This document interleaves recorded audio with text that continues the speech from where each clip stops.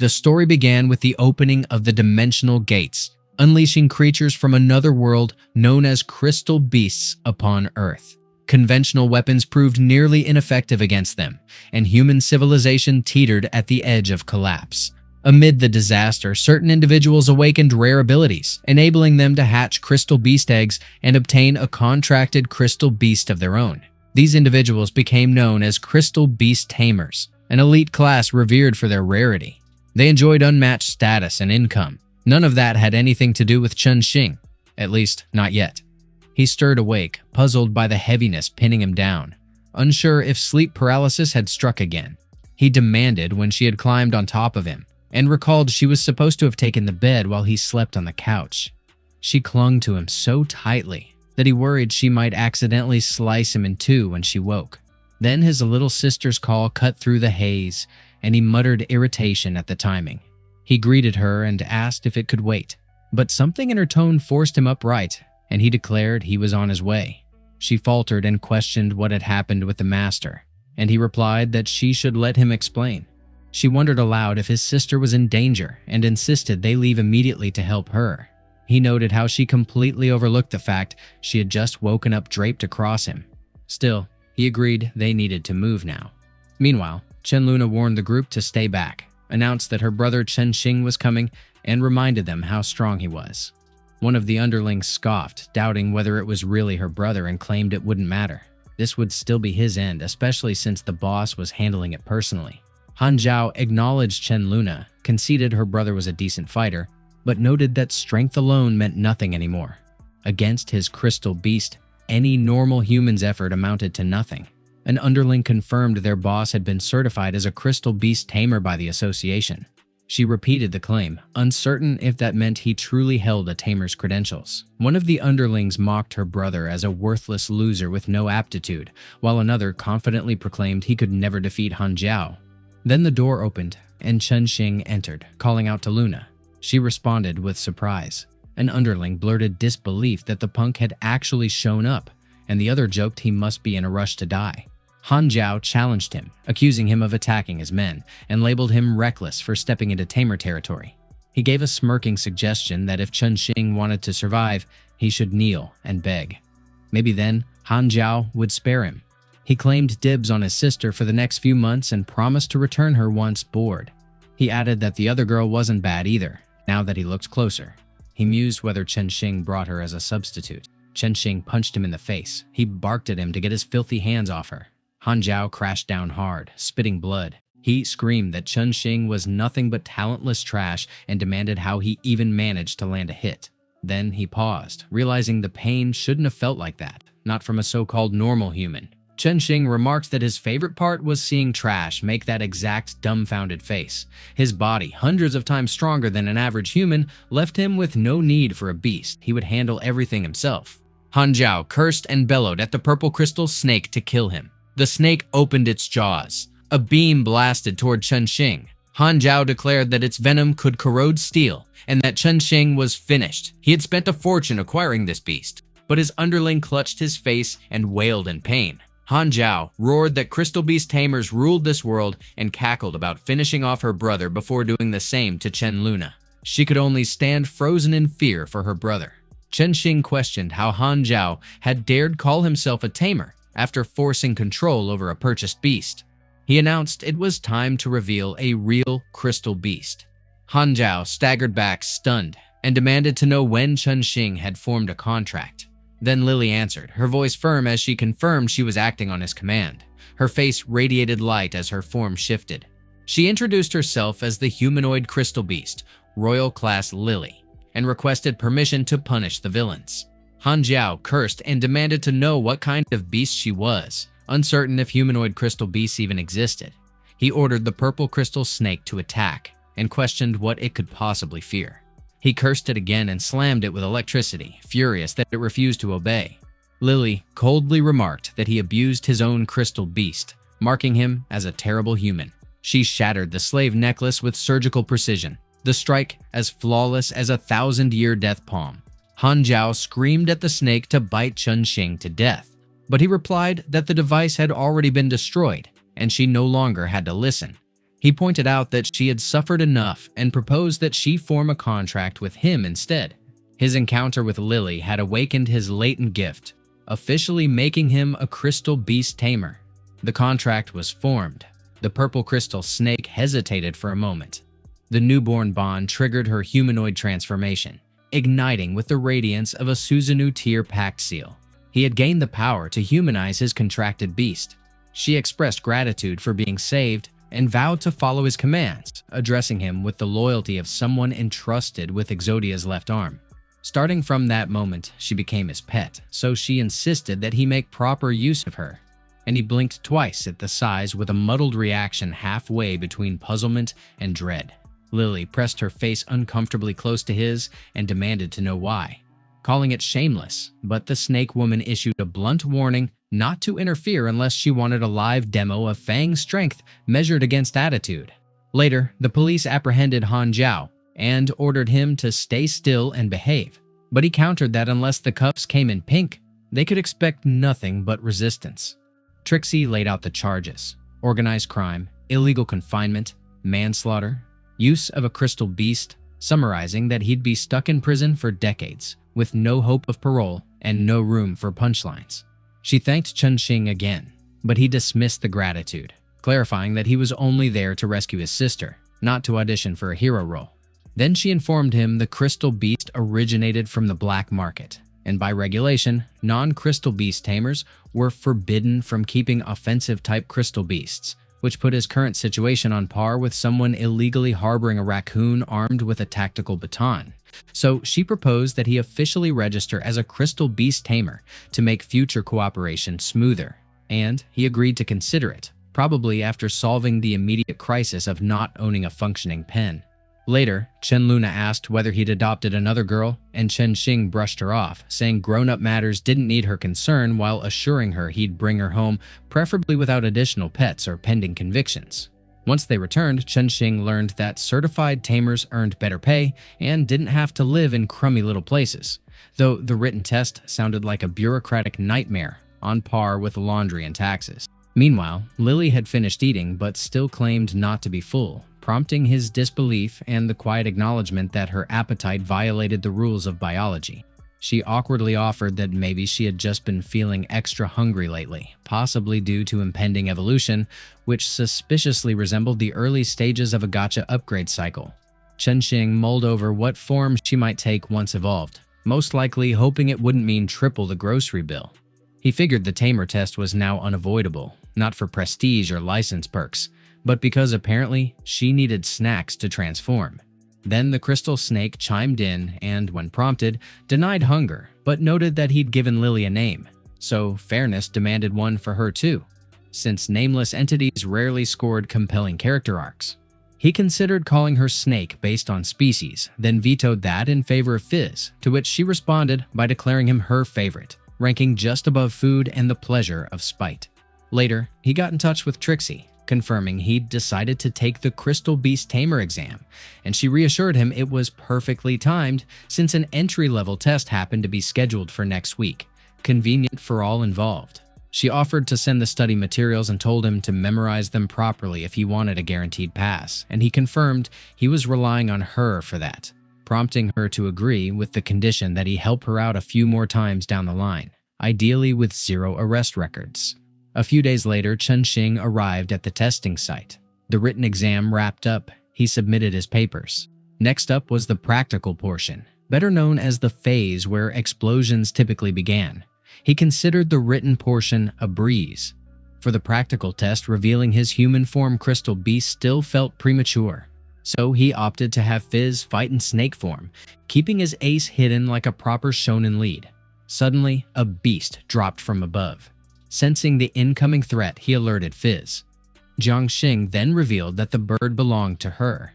She urged him not to retaliate. She apologized, explaining it was newly acquired and still disobedient, offering another apology for the disruption.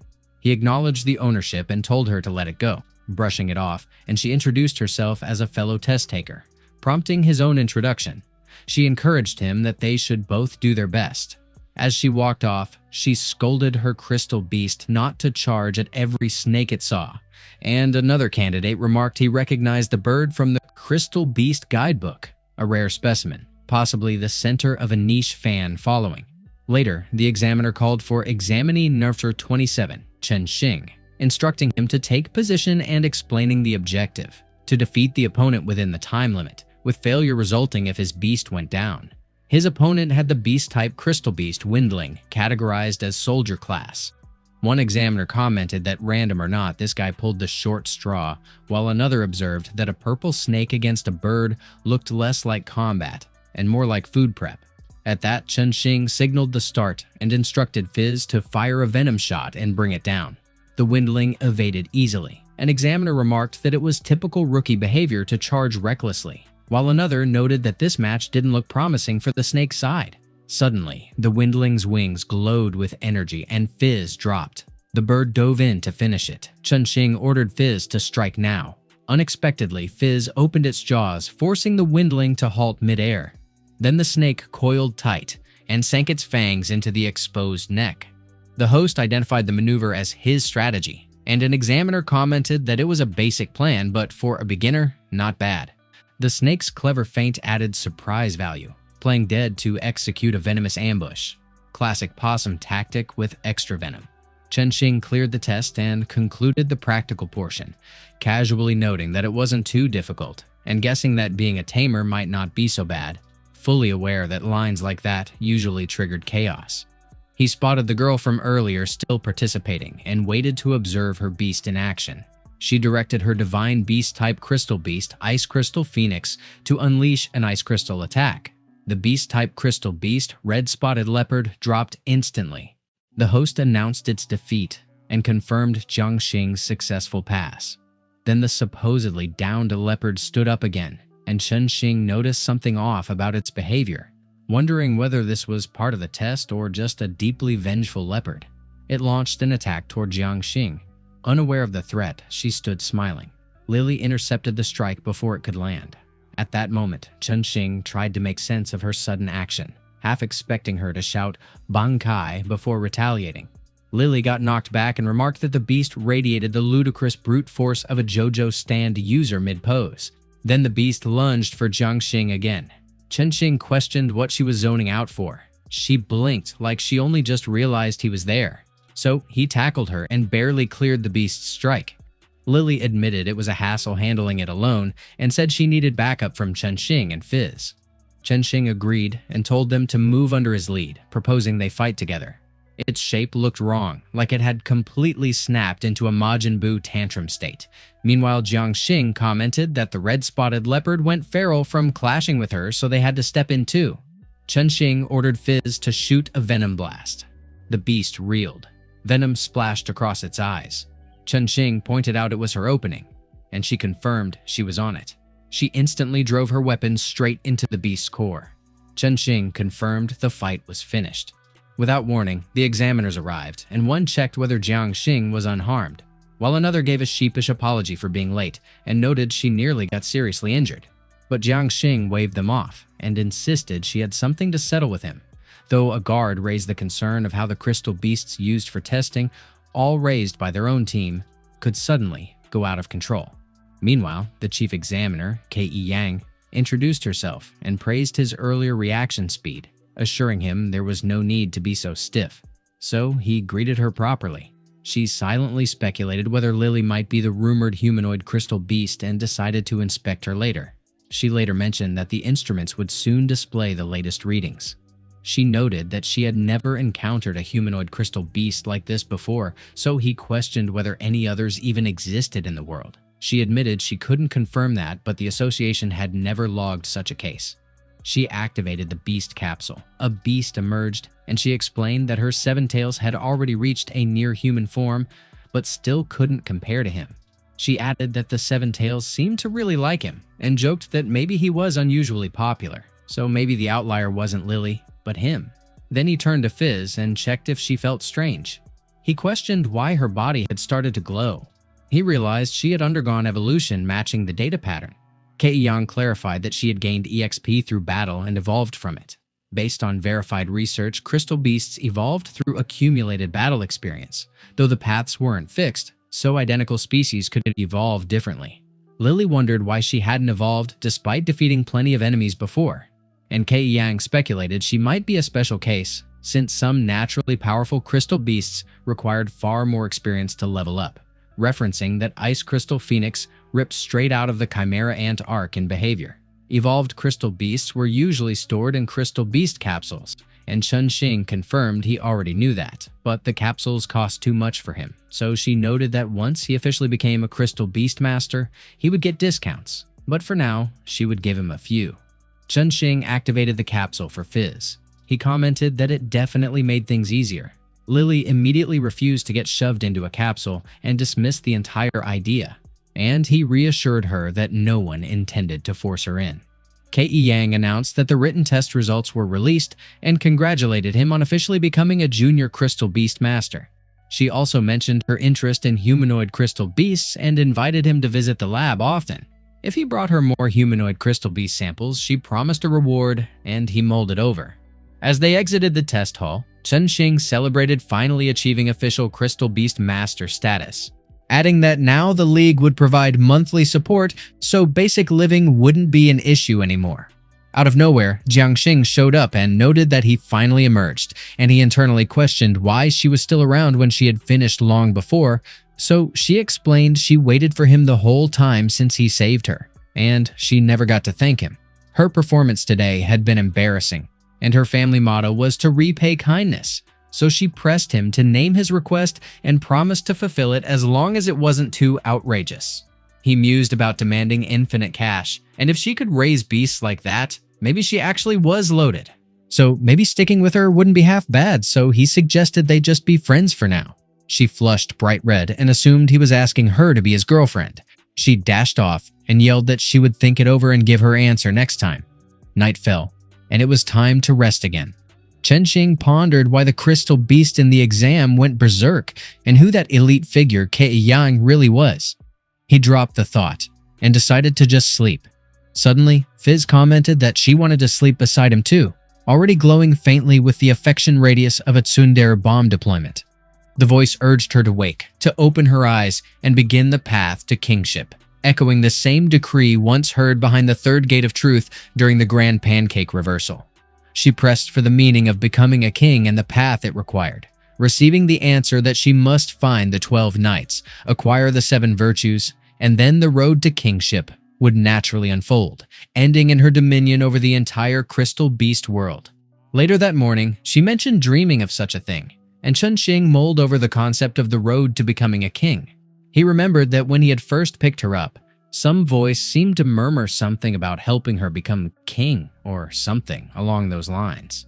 He then scoffed at the idea, questioning what kind of king she could be like that. Maybe a king of eating.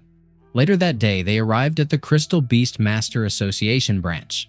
They entered the building. Lily asked about the place, and Chen Ning explained that it was the local branch of the Crystal Beast Master Association, where junior Crystal Beast Masters worked to earn money. Transactions and consumption inside required the association's special contribution points. The receptionist welcomed them into the building and asked whether he intended to shop, train, or take a commission. He requested information about current commissions. She listed Mission 1 as gathering herbs from a forest control area where crystal beasts had appeared, with 5 contribution points per herb. Mission 2 involved removing an insect crystal beast from someone's home for 50 contribution points. Mission 3 offered a guard position in the underground mine area for 20 contribution points per day. He remarked that the rewards sounded low, but she clarified that competition for beginner tasks was intense. He pointed to Mission 4 and questioned why its reward was so high if no one wanted it. She explained it came from Kei Yang and that anything tied to her brought misfortune, which scared people off despite the payout. People preferred safer jobs with less pay. He found the whole idea ridiculous. He took the task anyway, half for curiosity about how unlucky it could get, and half because he already had ties to Kei Yang and figured a little more debt made no difference. Later, in the White Pine Forest, Lily commented that they had reached the designated area, though the forest stretched endlessly. Chen Ning agreed and asked if, after defeating so many wild crystal beasts, she felt any urge to evolve. She replied she did not and even felt a bit sorry. Then, the Warcraft-type crystal beast Two Tails emerged from the brush, and she identified it as their mission target. Chen Ning pulled out his beast capsule and instructed it not to resist, only to follow. Lily noted its escape and blamed him for being too intimidating, prompting Chen Ning to urge pursuit. Moments later, he lost sight of her and wondered where the Two Tails had gone. Then, a voice remarked that it had been too easy. He asked who was there. The man revealed himself, stating his luck had paid off with the rare beast stepping into his trap, and now he would deliver it to his organization where it would fetch a good black market price. Chen Ning noticed Fizz growing restless and remembered she had been acquired from the black market and passed to Hanjiao, which struck him as more than a coincidence. Suddenly, the man shouted at whoever was hiding and demanded they show themselves, furious at the eavesdropping and declaring himself part of the Dark Group, summoning his Warcraft-type crystal beast, Poisonous Spider. Chen Ning stepped out and confirmed he had heard the whole plan, accusing the man of intending to resell the beast on the black market and identifying the Dark Group as a poaching gang. The man asked what kind of rare beast it was, then ordered his spider to use its silk ability. Chen Ning reacted and directed Fizz to stay clear of the clash. The man questioned how well she could hide, boasting about his supply of spider silk. Fizz was ensnared quickly. The man gloated, announcing that the crystal beast was immobilized and instructing his spider to strike with its fangs. He warned that a single bite would leave the victim unconscious and defenseless. Chen Ning gave Fizz the order to activate the Eye of the Snake, a forbidden technique once sealed away by the 12 zodiac pillars. She complied. The spider froze mid-attack. The man demanded to know what had just happened. He then warned against celebrating too early, reminding that both beasts were now immobile, but he still had means to reverse the outcome. Fizz's tail shot forward. Chen Ning questioned his intelligence for only restraining Fizz's upper body while leaving the tail free. He ordered Fizz to restrain the spider and mockingly pointed out the reversal, then rummaged through the man's belongings. He uncovered an energy beast crystal, known to significantly boost experience after consumption, valued at no less than 500 contribution points within the association. There was also a suspicious potion.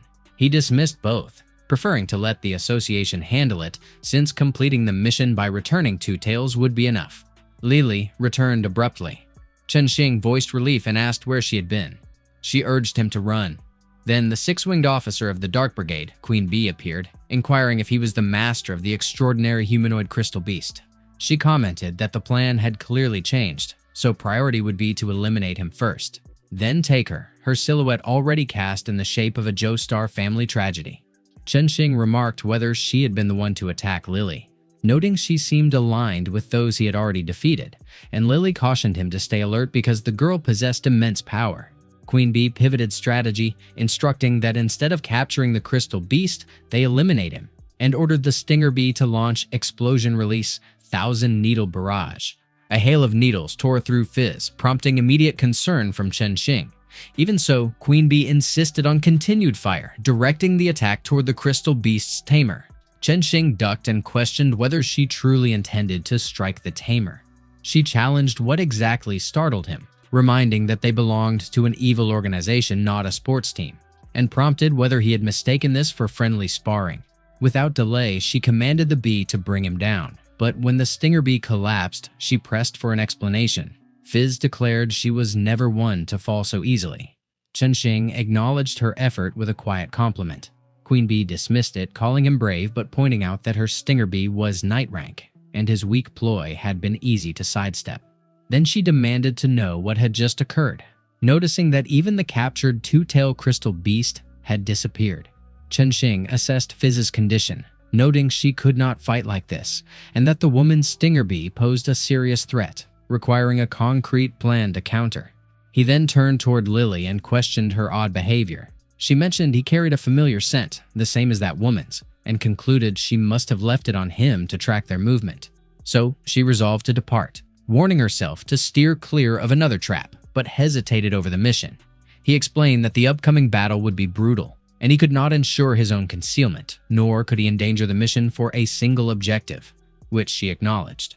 He then revealed a cache of supplies, including energy-boosting crystals for the breasts, noting legends that one alone could mature an infant's crystal growth. She now intended to consume them all, pausing briefly to confirm if she truly should.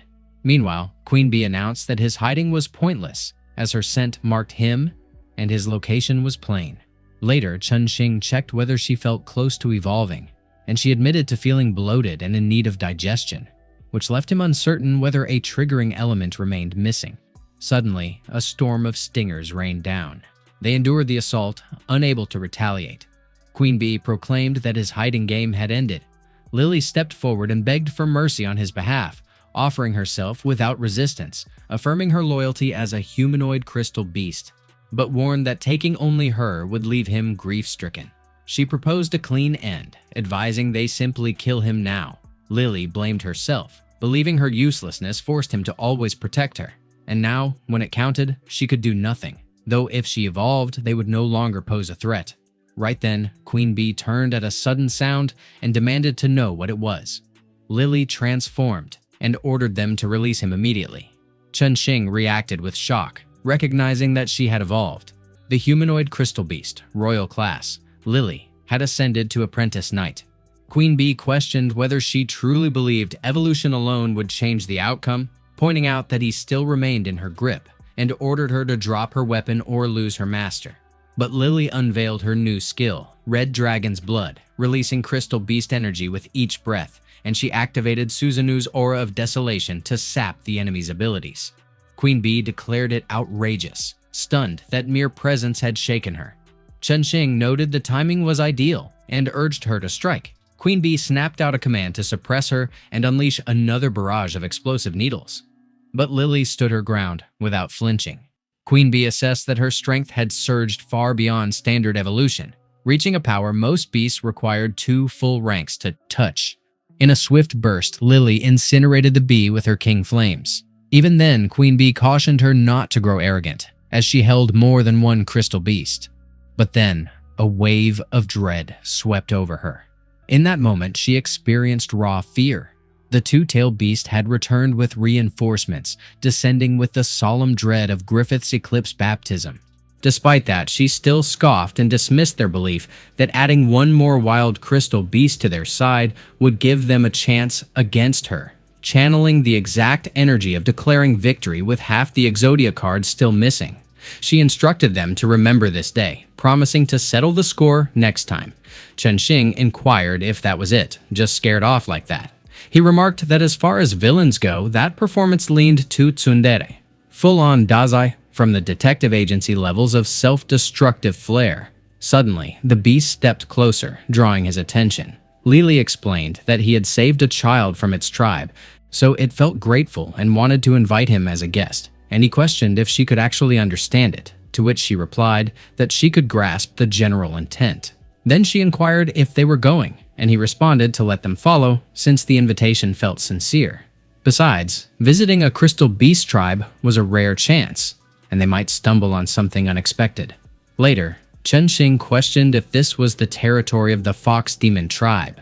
They arrived before a massive statue. He admitted he hadn't expected such a hidden place and noted it wasn't even marked on the association's map. A pack of wolves emerged, and he wondered what was happening since the crystal beasts didn't seem too pleased. And Lily clarified that due to the bad people they had met earlier, the tribe remained wary of humans. Suddenly, the huge wolf erupted in fury. It howled, and power burst from it. Chen Ning remarked that the five-tail was protecting them, and Lily confirmed it, explaining that the five-tail conveyed this place was sacred ground where they could rest. However, they were forbidden from approaching the inner sacred stone, which was the incarnation of their ancestor, since careless proximity could invite a curse, and he assured them that was fine because he had no interest in messing with the cursed relics. However, Lily remarked that the sacred stone felt as if it were calling to her. At once, her body was pulled toward it. Chen Ning rushed after her. She felt a jolt of surprise when the statue began to change. The woman recognized the long-lost aura and admitted she hadn't expected to see a descendant of the Red Dragon in this age. Chen Ning questioned whether she was the ancestor of the nine-tailed crystal beasts, while Lily wondered if she truly understood her lineage. She revealed herself as the progenitor of the nine-tailed tribe, and instructed them to call her Amaterasu. Thousands of years ago, the crystal beast world had once followed a king of the red dragons.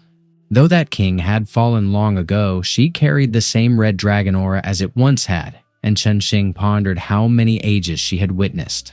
Then Amaterasu noted that although Lily bore the same species traits and could wield the holy sword and command dragonfire like that king, her power was too faint, likely making her just a descendant with a sliver of the bloodline. Yet Chen Ning remarked that even if Lily was weak now, she would grow stronger under her guidance, even if her current aura wobbled between Khan's punchline tier and the Eclipse Ares brand of raw despair. On that note, she apparently had dreams about becoming a king. So he inquired if Amaterasu had heard of any prophecy like that. Amaterasu mentioned a legend about the king's return in a distant future, though she dismissed it as mere fantasy. Still, this little girl who resembled humans held her interest, so she should take the sword. It was the Torrent Sword, a Lord-level crystal beast item, though damaged. It enabled water-type techniques while carried and amplified their power by 1.5 times. Lily wondered if she truly had the right to wield such a valuable weapon. Amaterasu remarked that the sword was already far from its prime and useless to keep, so she should treat it as an investment toward a future king. After that king's fall, 10 divine swords representing the elements had scattered across the world. One of them seemed to lie in the city she lived in, so he should make every effort to find it, as she would now return to slumber. Chen Ning observed her vanishing, but noted that if her words were true, finding the divine swords and their knights would help Lily grow stronger. Meanwhile, Lily clutched the sword. Its spirit emerged, so Lily expressed surprise as it floated above her. It immediately pulled her into the air, prompting her to call for his help, invoking the zero-gravity pandemonium of a Reigen Arataka exorcism ritual completely off the legal books. Chen Ning urged her forward, dismissing her fear. She carried the bloodline of a king marked by the red dragon, and wielding this fraction of power should be second nature. It coursed through her veins, waiting to be fused with, mastered, and bent to her will. She confirmed her clarity. Facing the dragon without flinching counted as the standard prelude to breaking fate's jaw in any self-respecting Shunin arc. She proclaimed that the Torrent Sword must yield. The dragon answered with a roar, then challenged her to prove her strength. She met that challenge without hesitation. What followed was a sword beam slicing the sky clean open, thrown with the kind of ease usually reserved for Ichigo Kurosaki halfway through a Bankai transformation. Amaterasu observed her swift command over the Torrent Sword, noting her breakthrough into the higher tier force known as the power of Yamata no Orochi. A rare moment of misjudgment, perhaps. She reconsidered whether the girl was not a peripheral heir but a direct descendant of the king himself. Meanwhile, Chen Ning demonstrated an awakening to the Red Dragon's power, in a way befitting not just a sage of the auxiliary king, but both a sage and a beast tamer combined. Soon after, the wolves bowed before Lily. She questioned their intent, and Chen Ning remarked that they appeared to be kneeling to her, which signaled the expected moment to permit them to rise, drenched in the unmistakable aura of a classic isekai overlord coronation. Five-Tail announced that the ancestor had recognized her. From that moment on, they would be honored guests of the tribe. It also happened to be their tribe's most sacred evolution night, and as a mark of utmost courtesy, they were invited to witness it. The food alone had her drooling, proving that even evolution rituals hit harder with gourmet snacks in hand. That night, the wolves howled into the full moon. Chen Ning inquired about the meaning behind it, and Lily explained that during the full moon, the younger ones would absorb moonlight to trigger their evolution. At that same moment, Two-Tail expanded and grew a new tail. Its power surged, pulling the pack's focus. Lily identified its evolution into Three-Tail and shared that it now wanted to go adventuring with him. However, Five-Tail gave it a cold reminder not to get overconfident. Evolving into Three-Tail still left it unready for life alongside humans. Chen Ning asked if it wanted to be his partner and pledged to wait for it, so when it matured enough it should seek him out, and they would journey together. Afterward, he called for Lily and suggested slipping away under the cover of darkness, but Amaterasu stopped him. She suddenly remembered something important she had yet to give him. Blaming forgetfulness on age, she finally caught up and handed him a shard of the Killing Stone. With this, the Fox Demon tribe would accept him as one of their own. It carried other undisclosed effects too, which he would need to discover himself. Then she confirmed she would truly rest this time. He checked again, pressing her to be certain she had not forgotten anything else.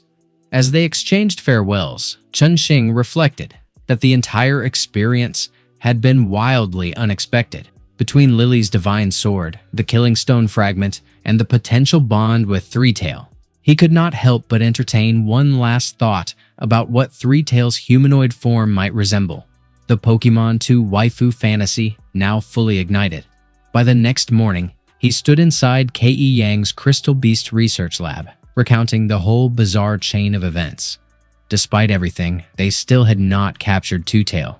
So, by traditional standards, the mission was a bust. She brushed that aside completely. The data he brought on Amaterasu and the Killing Stone held far greater value than one creature, and she insisted this counted as overachievement. Extra contribution points were in order, more satisfying than any flashy S-rank reward screen. He kept the prophecy to himself for now, but decided to test the waters. He asked if the association had heard of anything concerning the Knights of the Crystal Beast World, or Divine Swords. Ke Yang admitted the Knights meant nothing to her since her research fixated on the Fox Demon tribe. However, the Divine Swords had surfaced before. Beast Tamers had vanished during intense contests, only to reappear days later with no memory of what occurred. The only trace left behind was a faint recollection of a burning demonic sword. That night, Chen Ning turned over the words in his head, weighing whether this burning sword was the same divine sword Amaterasu had mentioned. Fizz appeared without warning, prompting him to question the reason behind her abrupt entrance. She pointed out that it was time for some training. With Lily now equipped with high-level gear, she had likely gained a significant boost in power, and Fizz had no intention of falling behind. But Lily noted she could not hold it back, which, coming from someone dealing with mana regulation on par with volcanic eruptions, barely scraped the surface of accuracy. She stepped into view as well, prompting a concerned call from him, though she brushed it off with a reassurance, noting she had only gotten a little wet. Controlling water flow proved much trickier than fire, but he reminded her not to overdo it, and remarked she was already performing impressively. A recent comment from Ke Yang resurfaced in his mind about beast tamers disappearing, and he considered whether those vanishings had all occurred mid-battle. If he intended to investigate further, he would need a sparring partner, ideally not one who treated every match like the finale of a Gundam series. Elsewhere, Jiang Xing came across Chen Ning. She steadied herself, reasoning that it was just dating him, and she ought to stay composed. Chen Ning spotted her and remarked on their unexpected reunion, wondering what brought her there. He clarified that he was merely seeking a partner for a beast battle and ran into her by chance, which conveniently echoed the kind of contrived setup a tsundere lead might blurt out before triggering a boss phase. He then questioned whether she had time to spar. She agreed it was the perfect chance since her beast Zhao Feng had recently evolved and needed a proper test. She summoned her Knight-class Phantom Beast, Frostfire Phoenix. Chen Ning noted the rapid transformation, with the Ice Phoenix now reborn as a Divine Phoenix, its arrival alone lowering the ambient temperature by 10 degrees. They had faced Night-tier foes before, so Lily should keep her cool and stay ready, and she confirmed she understood. Jiang Xing instantly ordered Frostfire Phoenix to begin with Frozen Silence Coffin, encasing Lily in a manner more theatrical than a JoJo finisher. Chen Ning considered whether Jiang Xing was deliberately masking her full strength behind a timid front only to lead with her strongest move anyway. Even so, the attack lacked the power needed to hold Lily. He gave the order to break the ice, and she complied. What followed was the release of her King's Flame, Mobius Bloom. Jiang Xing noted the blistering intensity. Acknowledging his recent gains since their last spar, he mirrored her escalation, and Lily was called to press the attack as well. The rhythm of their clash now resembled less a casual bout and more a full-blown Goku versus Jiren showdown. Blastfire met Genesis in a brutal elemental collision. A phenomenon flickered into view, drawing a question from Chen Ning on its nature. He suspected it might be the rumored portal and checked if she sensed anything. She confirmed a pull within it eerily similar to what she had felt from the Killing Stone. He affirmed their course and decided they would proceed. The portal vanished behind them. Jiang Xing, left behind, voiced confusion over where they had gone. On the other side, Chen Ning took in his surroundings and questioned if this place still counted as Earth. The portal had triggered far too easily, barely into the fight. If that kept happening, beast tamers might find themselves stranded without warning. Lily speculated it might not be random. She explained the secret realm itself seemed to be calling them, and she knew it with certainty, radiating the kind of prophetic dread that marked the approach of a final arc. A ghost fire drifted from the lava, and Chen Ning observed its apparent intent to lead them somewhere. It pointed toward a doorway, implying the realm's master waited beyond. Lily read the inscription, noting they were about to enter the abyss of eternal resentment. He questioned her ability to read the characters, and she confirmed she could read them, but could not grasp their meaning. He suspected it might relate to the Red Dragon King and his knight, and concluded that delving deeper could reveal the truth. A swarm of fire salamanders suddenly appeared. One opened its jaws, and Lily gave the warning to stay alert. He should leave it to her. Then Chen Ning noticed the changes on her body. She explained this was the power granted by the Torrent Sword, revealing traits of the horse-headed, fish-tailed beast, so now she could fight using the Torrent Sword. He observed this was her first time fighting with the Torrent Sword, and she already reached this level, which he found insane. Honestly, the speedrun from novice to boss tier felt straight out of a Shunin training arc. But the salamanders fled, and she declared she was not done yet, so they should not even think about running, yet he advised her to wait and not chase. Even so, she vowed that anyone who hurt him would not be forgiven, and a wraith agreed, asserting that anyone who harmed the one she loved must be completely destroyed. Another complained about the pain, while another expressed she could not breathe. On the other hand, a beast credited the power of the Holy Sword for awakening the battle instincts of the beings in the secret realm, explaining this was how he became so strong. However, it was so noisy and became surprised by the mist, remarking this was the power of another Holy Sword. The wielder of the Holy Sword had entered the secret realm, but the revenge was not complete, and it would never give up the power of the Holy Sword. The humans who hurt them must pay the price. Meanwhile, multiple beast tamers lay on the ground. Another beast tamer, fatally wounded as stingers pierced him, condemned the attack as a cowardly ambush, insisting that if she had not ambushed him, there was no way he would have lost to an old hag like her. Someone clearly skipped the chapter on how to not provoke the murder bee queen. Queen Bee questioned whether he had just called her an old hag, and a wraith confirmed that he did, adding she was just a charmless leftover woman. Even if someone gave him trash like her for free, he would not even bite back, but she interrupted, complaining about the noise and telling him to shut up already. Then she lashed out and ended the beast tamer's life. She insisted she was not even 30 yet, questioning how she could be an old hag and wondering why all her blind dates ghosted her after just one meeting. He explained it was because none of them wanted her. At the same time, Chen Ning panted, remarking that Lily ran way too fast and this place was so hot it was driving him crazy. Suddenly, Queen Bee declared they met again, and he instantly remembered her voice. She told him he was a man, so he should answer her since she was asking something, and he realized that Lily ran off who knows where, and Fizz alone could not handle her beast, which was bad. Still, he questioned what she was even asking, and wondered what was going on because she seemed kind of off too. Honestly, it felt less like a battlefield, and more like he had stumbled into a tragic dating sim route. Then she wondered if, as a woman, she was really that unattractive. She was almost 30, and had not dated once. Finally, she met a decent match, but got rejected because of a mission. And just now, someone even said no one would ever want her. He asked who claimed that since she was clearly very charming, and she asked if he meant it, while he decided to just go with it for now and play along until Lily came back. She complimented his taste, and he told her to just call him Chen Ning. But then Lily came and questioned what was even happening right now. She demanded what he was doing since she was the enemy. She questioned what she was trying to do to him just now, and Queen Bee retorted what it was to her, and if she liked Chen Ning as well. Lily stammered that she did not. Pressed against her chest, Chen Ning urged her to calm down. Pretty awkward spot for a romantic triangle to bloom, given the murder and mayhem in the background. Unexpectedly, the dark underworld group Sky King officer, Razor, interrupted, questioning what she was doing here and if she had found the Holy Sword. Lily swiftly saved Chen Ning as the death saucer flew their way and split a mountain in half. Then he strode forward. It looked like he would have to clean up this mess for Queen Bee. Chen Ning explained that he had been the one making her work overtime, so the reason she didn't even have time to date was an organization that drained people of happiness like this. Yet she still felt the need to stay with them. Still, Razor insisted she would never betray the organization, so trying to provoke him would be pointless. Since their organization paid obscenely well, he ordered Twin Blade Mantis to crush them. It lunged with impossible speed, but Lily blocked the strike, probably channeling her inner Byakuya Kuchiki on defense. Her hand trembled, so he warned this wasn't good because her strength couldn't match the opponent. He reflected that money wasn't everything since it couldn't buy the love she truly wanted, and a wraith remarked that he reeked of fear.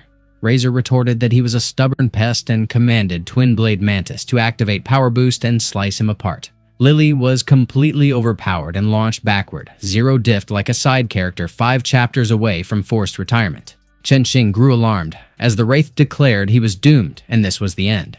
Razor confirmed it and instructed the Mantis to deliver the Steel Blade Slash. Lily felt powerless against it, but Fizz burst in before her. Standard surprise support unit anime entrance, complete with sparkles. She stopped the attack, though the impact nearly overwhelmed her. A wraith insisted resistance was useless and they would all be killed, but he questioned where that irritating voice even came from. Razor groaned that Chen Ning was such a nuisance and demanded why she was just standing there and whether she had actually betrayed them. While a wraith wondered if convincing her was even possible, Chen Ning countered that money could be earned again, but once youth and beauty faded, they were gone. So did she really want to live without ever knowing love? He scrambled to find something meaningful to say before it was too late, and a wraith remarked that everyone's lives now hung in his hands, while another muttered they might as well give up, and if they died, whatever. Real motivational crowd, those guys.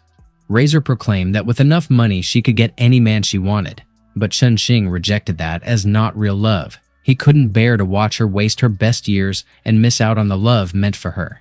Enraged, Razor ordered Twin Blade Mantis to take him out first. Lily and Fizz tensed with worry. Then Queen Bee's swarm of explosive needles rained down on the Mantis, proving once again that every squad needed a glitter bomb-wielding chaos unit. Razor reeled at the turn. Queen Bee then questioned if he could be her true love, and he replied that he wouldn't mind. Lily and Fizz stood dumbfounded by the display. Razor called her a brainless woman and declared that today he was doing some house cleaning. Queen Bee warned that it was too dangerous here, told him to go hide for now, and ordered Stinger Bee to unleash Needle Dance. Razor scoffed at the cheap tricks as he commanded Twin Blade Mantis to shift into Twin Blade style, Form 2. Meanwhile, Chen Ning checked if she was okay, and Lily confirmed, standard post-battle shonen status check. Then he observed that Queen Bee clearly wasn't on par with the enemy, so he asked if she could call on the power of Torrent Sword, and she confirmed she could, but needed a moment. The Mantis remained unstoppable and instantly crushed the Stinger Bee. Razor pointed at her next and promised she would suffer for her betrayal, but Chen Ning refused to let this continue. Lily had gathered the Torrent Sword's power. She unleashed Vortex Force. Razor was hurled through the air, promising he would return, while Queen Bee complained about being caught in the blast. Someone clearly hadn't toggled off friendly fire. Razor stared in disbelief, questioning if he really just friendly fired his own team. Fizz grumbled that he was cruel for abandoning her to flirt with Lily and some other girl, so now she felt lonely, while Lily sulked that he was worrying about the enemy instead of focusing on her, calling him a big dummy. Fizz urged him to come cuddle with her, while Lily begged him to look only at her. Chen Ning blinked in confusion, wondering what was going on and why they were saying such strange things, suspecting that maybe they were also hearing that weird voice. Then a wraith noted that good girls were throwing themselves at him, so how long would he keep pretending to be noble? While another suggested they should just enjoy the moment. Nearby, a beast muttered that they should surrender to desire and quietly fade away. Caught in between, he urged them to calm down. They were surrounded by a bunch of female ghosts. Fizz observed that even at a time like this, he was still thinking about other women. A classic shonen protagonist move if there ever was one. Suddenly, the Torrent Sword glowed. It declared that now only he could protect their king. He expressed surprise to hear its voice again. But the Black Hound walked forward. Then it fired a beam toward him, but it was startled. The power of the Torrent Sword blocked its attack, pulling a full-blown Escanner-style wall of pride and defiance. Simultaneously, Chen Ning held the sword. He inquired what was going on and whether he could use the Torrent Sword's power too. All of a sudden, a band of wraiths launched toward them from behind. However, one slash eliminated them all, and not even Bleach captains get that kind of clean sweep. Torrent Sword explained that when the Holy Sword was held by a king, it became a sword of kings, and when held by a knight, it became a sword of protection. So anyone deemed worthy could wield its power, and Chen Ning realized it was telling him to protect Lily. Then he questioned if she was okay. Unexpectedly, Chen Luna appeared. He expressed surprise when he heard her.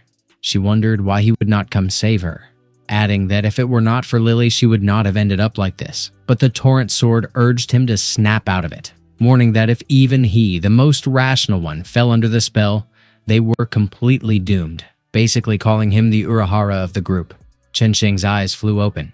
He concluded that the Black Hound tricked him by disguising itself as Chen Luna, so it was the one behind all this. But the Black Hound instantly attacked. He asserted it was the one who had just bewitched Lily and Fizz too.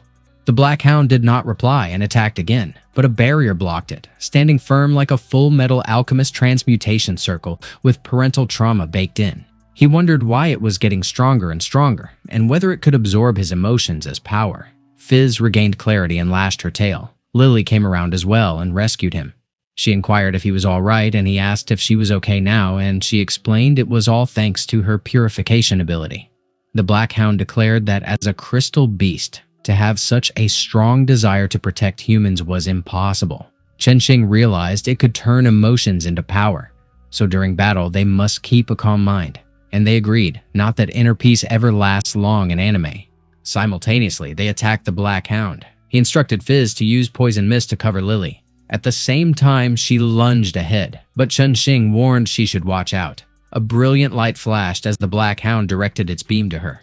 Suddenly, the Black Hound's holy sword declared its sole purpose was to protect the king, refusing to allow its power to be turned against him. This halted the Black Hound mid-attack, leaving it stunned. Chen Ning urged her to seize the opportunity. She caught the Torrent Sword and unleashed the Torrent secret art, Azure Abyss Slash. A surge of energy erupted through the Black Hound as shockwaves rippled outward. The beast collapsed, defeated. Torrent Sword identified it as the wrathful Holy Sword, still as rebellious as ever. Lily remarked it was yet another holy sword, one that could easily be called the Sasuke of Blades, radiating fury and superiority. Wrathful Holy Sword apologized for its discourtesy, explaining it could not yet grant her its power due to an unresolved task. Meanwhile, Fizz questioned what they should do about the Black Hound, and Chen Ning noted its true form was surprisingly small, then inquired whether it was female. Abruptly, Wrathful Holy Sword intercepted Fizz and she remarked on the intense heat. The sword clarified that she had technically passed the trial by defeating the Black Hound and pledged to lend her its power for her revenge. Torrent Sword called it a bastard and condemned its defiance of the king's command, while Lily wondered about its real intentions. Noble debates over sword loyalty continued as the world frayed around them. Wrathful Sword entered Fizz's body, requesting to borrow it briefly. Perhaps it had been spoiled too long. Betraying the king meant it had chosen death. Wrathful Sword affirmed that a knight's oath must be upheld, so it would fight back, unworthy as it was. Torrent Sword derided the traitor's shameless bravado. Chen Ning noted the realm was collapsing now that its master had fallen. They needed to stop the clash quickly, as the space would not last much longer, prompting Lily to urge immediate intervention. Still, she was powerless. Chen Ning warned against abusing another's body. Even swords were hijacking hosts now, and the realm offered no reprieve. Torrent Sword, refusing to let it exploit Fizz, forced the separation. She lost consciousness, and Chen Ning caught her. Wrathful Sword observed she had found someone dependable, while Fizz muttered something had bitten her tail. Then, Wrathful Sword explained the Black Hound's people were being tormented by a human organization and vowed to gather strength to save them. Lily reacted to the news of crystal beasts being hunted. The sword pleaded for permission, having already located the enemy's base and promised to return soon. Meanwhile, Fizz told Chen Ning to examine her aching tail, claiming only his kiss could heal it, though he coolly noted that injury clearly wasn't from the battle. Chen Ning channeling Sherlock Holmes in the middle of tail triage. He suspected the organization responsible might be the Dark Underworld Group, and Wrathful Sword confirmed it, adding it had already found their main base. So, Chen Ning decided to join the mission. At once, Lily and Fizz questioned whether he had actually fallen for that executive from the Dark Underworld Group. He revealed that Fizz had been sold to the black market because of them, making their downfall part of her vengeance as well. She felt moved and quietly thanked him. Lily committed to joining too, stating her own grudge had yet to be settled. Wrathful noted that although the Black Hound had suffered deeply at human hands, she had nowhere to go once her revenge was complete, so she should stay with him, and she accepted. Then it declared the secret realm would now be dissolved, and they would all be sent home. Morning came. Chen Ning checked if the wrathful holy sword was awake. He prepared a small meal the Black Hound could eat. A peace treaty sealed with breakfast, peak anime resolution. He froze upon spotting her and demanded to know her identity, why she had broken into his house, and how she managed to skip the wardrobe entirely. Wrathful Sword replied she had no idea either, explaining that once he subdued the Black Hound, she ended up like that, hinting that he might be walking around with cheat code energy. She remarked she felt rested and ready to fulfill the promise, though he warned her against using felony-adjacent techniques while unclothed. She nodded in apparent understanding, prompting him to press her on what exactly she thought she had understood, triggering an internal alarm spiral and full-blown social panic. She noted the body felt good and mused aloud about triggering basic human instincts, though he warned her against casually hijacking someone else's flesh suit. She questioned whether the Black Hound might have had similar urges, which crashed his brain with a critical error. Without warning, she clutched his chest, sparking a reflexive flinch. He demanded to know what she was doing, voice landing somewhere between spiritual restraint and sitcom disbelief. She explained that canines left scent on what they liked, calling it affection and defining it as shameless territory marking. She added they should escalate things, probably forgetting this was not a doujin plotline. Meanwhile, Jiang Xing wondered why Chen Ning was taking so long with the food delivery, hoping he had not gotten himself killed or abducted by weirdos again. She exhaled in relief after finding his house, since the range of possible nonsense otherwise had no ceiling. She commented that while he was clearly dating her, he somehow ended up cohabiting with another girl, delivering the line like it belonged in a scandalous school arc. She shoved the door open with the energy of a romance drama climax. Inside, Chen Ning tried to stop Wrath Holy Sword, but she scolded him for acting shy at his age and insisted on inspecting things. Jiang Xing staggered at the chaos and interrogated them over what exactly they were doing in the dimensional rift. Later, Lily imposed a no-possession rule on the Black Hound's body. Fizz commented on the depths of shamelessness a girl could reach, and Jiang Xing complained that Wrathful Sword somehow got in first despite being the newcomer. Wrathful Sword asked whether preparations were complete, revealing she had tracked 2 targets to their base and originally intended to offer herself to Chen Ning to help the Black Hound integrate, because that had apparently been Plan A. Jiang Xing questioned whether he was really heading to the Dark Underground Gang's HQ, warning that the leader had a nightmare-tier reputation and suggesting they report to the association first.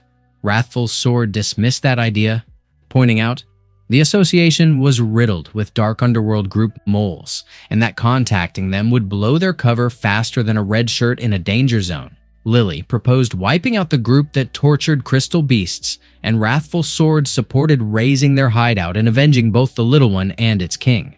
Chen Ning, playing reluctant tactician, reminded them they still had no full grasp of the enemy's strength, and warned against rushing in, since the gang held both numerical and unknown advantages. Also, this was supposed to be recon, not an anime finale. The Dark Underworld group base had the ambiance of a horror set piece.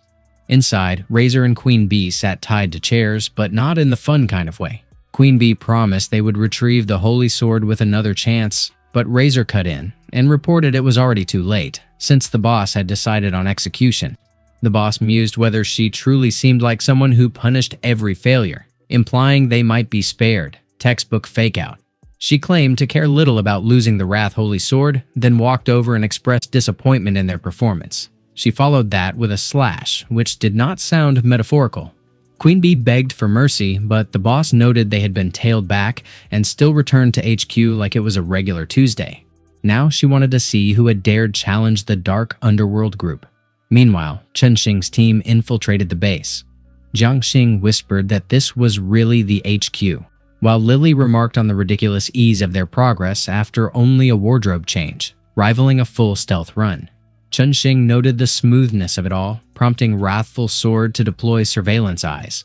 She remarked that if anything went sideways, they could initiate immediate escape, clearly someone who had studied enough war arcs to prep for betrayal. At the same time, the boss smirked over her prey entering the trap, claiming this would unlock the Holy Sword's full potential. She intended to extract the key and discard the rest, eager to test the sword's true power. The Dark Underworld Group 6-wing officer, Scorpion Lion, gave his approval with the calm of someone who definitely announced his attacks aloud. Then she summoned her little scorpion and declared it was time to begin the show. Jiang Xinling remarked that it was the crystal beasts captured by the dark underworld group, and Lily countered casually that they shouldn't be afraid because she would drag them out of there right away, while Chen Xing muttered that he never expected they would snatch so many of the Light Fox Demon Clan and lock them up in that place. They had to keep it quiet, or they'd alert the enemy instantly. But Lily insisted they couldn't just abandon those two-tailed ones. He suggested maybe they could have the Wrath Holy Sword unleash a skill to trace the two tails' movements, and from there they could expose the dark underworld group's buyers, and Wrath Holy Sword agreed bluntly, adding that it might also help them track down the little guy's kin. Out of nowhere, Scorpion Lion declared that the key to the Avalon Holy Sword had been found. Lily spun around sharply. She screamed as a surge of dark energy yanked her in without warning. Moments later, she came back to her senses. She was inside the artificial Avalon secret realm. Back at HQ, the boss suddenly announced that the intruders should show her exactly what they were made of. Wrath Holy Sword reported sharply that Lily had been taken, but the enemy there was brutal, and Fizz blurted that they had to figure out how to take them down fast and chase after Lily. But the boss scoffed that they weren't going anywhere until they'd beaten her first. She zeroed in on Wrath Holy Sword, asking if it was her, and taunted that she'd come right to her doorstep. Wrath Holy Sword replied that it was no wonder she could lock on to their location. She would handle her head on. She tossed the matter behind her to the rest. Chen Xing pressed if there were more enemies lurking, and Jiang Xinling answered that according to Black Dog, it had to be that guy. A massive crystal beast erupted in front of them. Meanwhile, the boss sneered that they should test whose holy sword was stronger, and Wrath Holy Sword barked for her to bring it on. She unleashed her Holy Sword Judgment. She lunged with speed, and the boss met the strike with a solid block. Wrath Holy Sword spat that it was her, the one who hurt her people, so she deserved to die. And when the boss coolly asked if these were flames of vengeance, she found it amusing and promised to humor her for a while. At the same time, Chen Xing turned to Fizz and instructed her to watch the beast's movements and strike during the after delay of its heavy attacks, while Jiang Xinling questioned if it was a crystal beast acting on its own without a beast master's command. Chen Xing gaped at how that massive thing could move so fast. Fizz apologized breathlessly, admitting it was too quick and she couldn't keep up, while Jiang Xinling muttered that her body just wouldn't move. Chen Xing froze in horror when the Wrath Holy Sword slammed into the wall with a violent crash. She was badly wounded, groaning low as she sat on the floor. Chen Xing realized with a chill that the boss was stronger than any opponent he'd ever faced. She stared down at them with a smirk carved across her face. Meanwhile, inside the artificial Avalon secret realm, Lily whispered that her master was in danger. She called out to Torrent Sword. She declared that she had to rush to help her master right away. But Scorpion Lion stepped into view. She warned that if Lily kept darting around like that, she'd only make things worse for herself. She blasted her straight toward the platform. Lily demanded to know if it was an invisible enemy. Lily groaned in pain, clutching her side like every breath cut deeper. She muttered that in her current wrecked state, she couldn't handle that enemy at all, which made the whole situation a mess. Suddenly, Avalon blurted out a sharp question, wanting to know if her lord had returned. She caught sight of the Torrent Sword instantly, recognition flashing across her expression. She also picked up on the Darkness Sword's distinct presence. Then she sensed the Wrath Holy Sword as well, like layered power signatures spiking all around her. She remarked that there were actually 3 people here, wielding holy swords, but brushed it off casually since her lord had to be among those 3. So dragging all of them in seemed the smartest move. On the other side, the boss admitted she didn't expect any other humans capable of handling a holy sword besides herself, while Jiang Xinling pressed Chen Xing, asking if he was really sure about this, and warning that humans couldn't bear the power of the holy sword, so he shouldn't force it. Wrath Holy Sword declared flatly that she was the only one who could fight right now, but Chen Xing countered with calm confidence, claiming he'd controlled the power of a holy sword before. The boss smirked, calling it interesting, and suggested they find out just how long he could hold on. Their blades clashed violently, sparks scattering like fragments of fury. Then, out of nowhere, a golden aura erupted, flooding everything around them in blinding brilliance. Chen Xing froze for a beat, completely thrown off by it. Meanwhile, the boss asked in a low tone if the key worked. The 2 of them were swallowed by the shimmering aura and yanked away in an instant. A few moments later, Chen Xing came to, waking up inside what looked like the artificial Avalon secret realm. He asked aloud where this place even was, scanning the unfamiliar surroundings. He realized with surprise that every single wound on his body had completely healed. While Lily leaned in, asking if he was okay, he shot her a baffled glance, demanding why she was there too. Elsewhere, the boss marveled that this was the strongest sword, and claimed she'd finally uncovered its true form. Avalon's reaction sparked alongside hers, energy humming through her presence. She said that recognition had been granted, and pressed the question of who exactly was the true child of the Dragon Emperor. Her gaze then shamelessly dropped to the boss's bosoms, and a little puff of steam curled out of her nose. She mumbled that she remembered how his previous master had shown the exact same kind of generous, broad-mindedness. Out of nowhere, Lily transformed, her aura surging with force. Avalon immediately remarked that she could sense a strangely familiar scent clinging to her. Lily snapped back that this was exactly why she insisted she was closer to being the Golden Dragon. But Avalon dismissed it entirely, saying it didn't matter since she had already chosen that lady as her master. The boss chuckled that it seemed the Holy Sword didn't like the little girl much, and Lily shot back, demanding what she just said. Avalon breezily added that innocent girls were nice, sure, but mature big sisters had a deeper charm, while Chen Ning silently grumbled that the so-called sword in the stone was basically just a pervy old man. He then muttered to himself, wondering if the strongest holy sword actually chose its wielder based on sex appeal. Avalon perked up suddenly, asking if there was another man around. She made it clear she wasn't like the other holy swords at all, bragging that she stood on equal ground with the Golden Dragon Emperor and had no reason to stay loyal to the Golden Dragon clan, so she'd choose whoever he pleased. Chen Ning decided to flip the situation, remarking that if they couldn't win in individual quality, they'd win through sheer numbers. He addressed Avalon directly, teasing that he'd picked up some nice goodies over there. If the strongest holy sword chose his Lily, she could also enjoy playing around with those pretty sisters. Avalon's eyes lit up instantly, a spark of greedy delight flashing through them. She practically drooled as she imagined what that would look like. She declared that such a thing would be nothing less than a paradise of wine and women. Avalon remarked casually that Chen Ning was a good boy, admitting that the more she sees him, the more she likes him, and the boss teased her sharply, pressing if she was perhaps planning to choose her as her master for her body. She apologized awkwardly and admitted she had already made that decision. The boss snapped that if he dared to make fun of her, then he deserved to die. Avalon challenged her bluntly for daring to attack her. The boss taunted, asking if she was even capable of striking the darkness holy sword. All of a sudden, her breast padding dropped to the ground. The size of her bosom shrank dramatically before everyone's eyes. Avalon, half amused, demanded if she dared to make fun of her. She shot back that she had no right to wield her power and should get lost immediately. The boss was hurled backward and smashed violently against the secret realm's border. She shouted furiously that she didn't accept this outcome. Avalon declared that it had been a clean, precise strike, just as expected of her, the Holy Sword of Avalon. She officially recognized Lily as her temporary master, and Lily proudly declared that it was the power of the strongest Holy Sword. She grabbed the hilt, and a torrent of powerful energy surged wildly through her. She cried out that all the power of the Holy Sword was flooding into her body. A massive explosion erupted, and the Holy Sword was blasted away, embedding itself into the ground. Chen Ning pointed out lightly that Lily's clothes were torn. She checked nervously if her outfit was ripped, and Avalon quipped that while it was a pleasant sight, he didn't expect his master to be at such a low level. She complained she couldn't control her strength at all, and grilled Chen Ning about why he didn't level up his crystal beasts. Chen Ning questioned if she was truly the strongest holy sword, while Lily pressed if she could take a humanoid form, and she clarified that she was a special existence, completely different from Torrent or the others.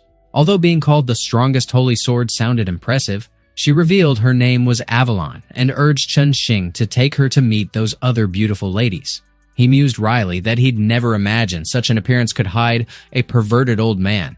He muttered that he would have to start leveling up Lily and the others, while Avalon commented slyly that Lily didn't look it, but she was actually quite well endowed, and Lily snapped that she shouldn't stare at her like that. The Holy Sword Avalon officially joined the team, and she privately wished that royal blood would endure until the day she could truly subdue her. Meanwhile, the boss was flung back to her headquarters. She cursed bitterly, vowing never to forgive that disgusting, perverted sword.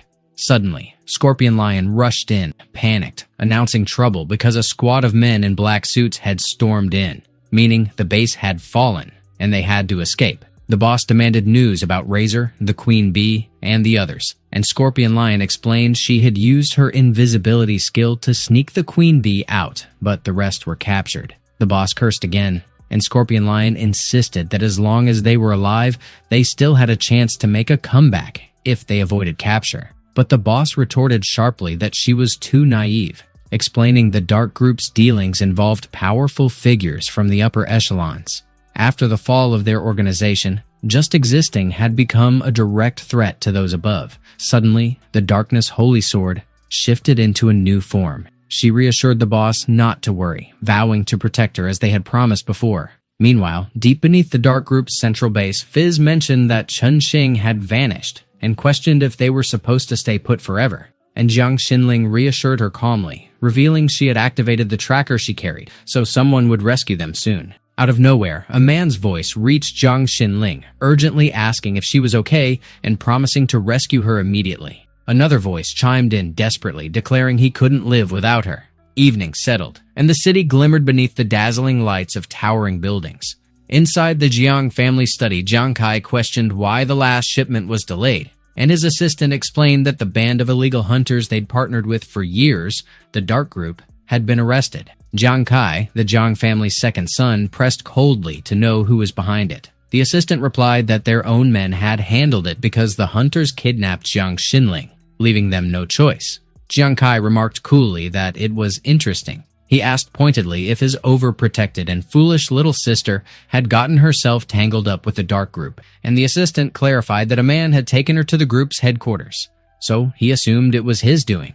Jiang Kai slowly removed his glasses. He reminded the assistant that he knew exactly how to handle anyone who dared interfere with him, and the assistant confirmed with a quiet acknowledgement.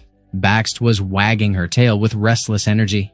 Avalon remarked that she was so incredibly happy. She was hugging Fizz tightly while Baxt served her food with surprising enthusiasm. Luna pressed Chen Ning if he was also going after such a little girl, and when he asked her if her big brother was that kind of person, he explained it was because that girl mattered to Lily. Avalon suddenly teased him, wondering if that beautiful young lady was also coming over to cuddle with her, and he grumbled inwardly that she didn't seem like a little girl at all, as her behavior screamed that of a shameless, pervy old man. He pointed out that Luna was clearly not a humanoid beast, and when he questioned her if holy swords were also into humans, she casually declared that she was only drawn to beauty and didn't care about race.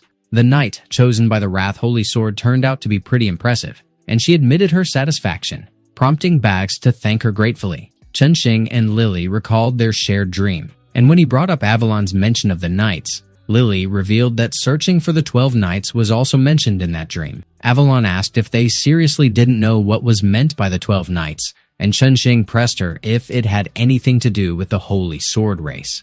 Avalon smoothly transformed herself back into her sword form. The Wrath Holy Sword then emerged dramatically from Bags. Avalon explained that those crystal beasts, chosen by the Holy Sword race and tasked with protecting the Dragon King, were honorably called knights. The 12 knights they had mentioned were the beasts chosen by the 12 Holy Swords. These knights could wield the power of the Holy Sword race to bolster themselves, and they bore the heavy responsibility of guarding the new king of the crystal beasts. Lily questioned if that meant she'd been chosen as a knight by the Torrent Sword since she could use its power. Chen Ning pressed why both he and the Dark Group's leader could wield the Holy Sword's power, and Luna complained that she had no idea what any of them were talking about. Avalon muttered that it was annoying, snapping that if they were going to ask, they should at least ask one question at a time. Moments later, Chen Ning headed over to the training center. He greeted the receptionist and stated that he wanted to run a simulated battle to level up his crystal beast, and she responded cheerfully that she'd process it immediately. He reflected that he'd never imagined Lily, a royal descendant, could freely command the Holy Sword's power while the 12 knights could only draw strength from one. The strange fact that humans could wield the Holy Sword's power, Avalon herself wasn't even sure about that. A little later, he stepped into the battle arena. A crystal beast was assigned for him to spar with. He considered how the Torrent Sword acknowledged Fizz, but since she couldn't control its power yet, she absolutely needed to evolve to knight level first. He encouraged Fizz to stay motivated and aim to become the Torrent Sword's rightful new master. During their training, he didn't notice a man silently watching them from the audience stand. The man muttered darkly that anyone opposing the foundation for human survival must vanish for good. Meanwhile, Chen Ning urged Fizz to finish the fight with her poison fangs. Suddenly, the device locked around the crystal beast's neck shattered. Razor-sharp crystals tore out from its body in a violent surge. Chen Ning demanded to know what was happening. The crystal beast bellowed ferociously. It seized Fizz and flung her high into the air. Chen Ning's chest tightened with worry for her. He yelled for her to watch out. The crystal beast lunged straight at them. It smashed hard against the barrier the torrent sword had generated. Chen Ning groaned through the pain as they were slammed against the wall. The man sneered, assumed those who wiped out the dark group would be formidable, but they turned out disappointingly easy to deal with. Fizz declared firmly that she would protect her master, but Chen Ning insisted she shouldn't push herself too far. She needed to leave this fight to him for now.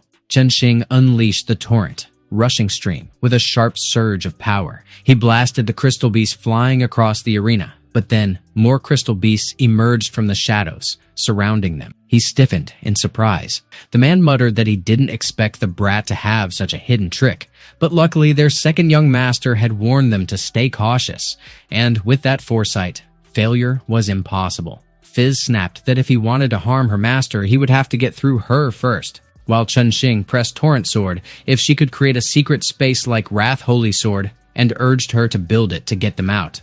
Torrent Sword replied that to open a secret space, she must cooperate with a night-level crystal beast, and even if she had a body, she still couldn't manage it alone. Fizz abruptly grabbed Torrent Sword, her grip tense. She declared that Torrent Sword should let her handle the fight, because if she evolved to the night level, she could open the secret space and save her master. And Chen Ning admitted that it made sense, since the goal of coming here was to level up anyway. He recalled when he once asked Avalon if crystal beasts needed a special trigger to evolve to the night level beyond combat experience.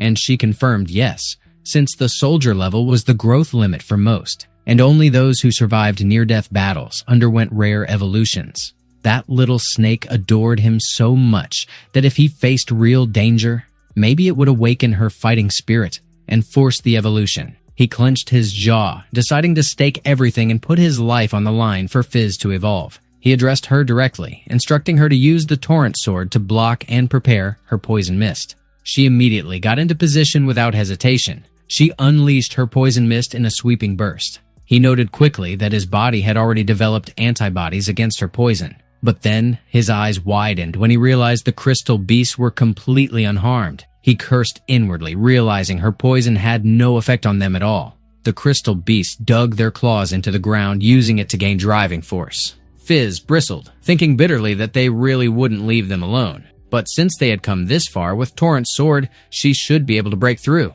If things dragged on, her master would be in danger, so she needed to grow stronger. The crystal beasts launched themselves forward in a unified charge. Chen Ning urged Fizz to evolve now. She shouted back toward him. Suddenly, water burst into the arena like a surging tide. Fizz grew a pair of legs, then slammed the crystal beasts away with crushing water currents. Chen Ning declared that it was her evolved form. She had become a night-level crystal beast. He then noticed how the crystal beasts suddenly turned savage, wondering if it was caused by the electric currents in their collars. They all rushed at Fizz at once. She stood unfazed, swinging her sword in a sweeping arc. She then activated her torrential transformation, Yamata no Orochi. The serpents she summoned pummeled the crystal beasts mercilessly. She followed up with her corrupting crimson serpent in a crushing strike. She landed on the ground but stumbled, losing balance. She glanced at Chen Ning and muttered that her legs felt strange. Suddenly, a police officer demanded to know who dared to use untamed crystal beasts for a test and ordered all departments to be on alert and prepare to capture the rampaging beasts, to which the response came sharp and unified. But then she sharply asked if all the rampaging beasts had already been taken down. Out of nowhere, Kei-yang blurted that it was a disaster. They apologized profusely, admitting their negligence put him in danger, and Chen Ning remarked coldly that this was the second time already, remembering the previous attack involving rampaging crystal beasts. He figured those rampaging beasts were probably connected to something deeper inside the Crystal Beast Tamers Association. After all, he had heard rumors that some members were in contact with the Dark Group. She cut him off, insisting first on getting his wounds checked since there were things better left unsaid there. Meanwhile, the man clenched his teeth, thinking that Chen Ning was proving far too troublesome. It seemed he would have to pull out his most hidden cards. Fizz was at Kaiyang's office, and her crystal beast kept acting all nosy about her, poking around with restless curiosity. Fizz complained that she really shouldn't do that, because it tickles way too much. Kaiyang remarked that she never expected Chen Ning to have managed to tame another humanoid crystal beast, but he pressed her, asking if she didn't bring him there just to say that. She replied, of course not. And as she questioned whether he had told anyone else about the Dark Group's infiltrators inside the Crystal Beast Tamers Association, he confirmed he hadn't. She then pushed further, asking if he was the mysterious figure rumored to have wiped out the Dark Group.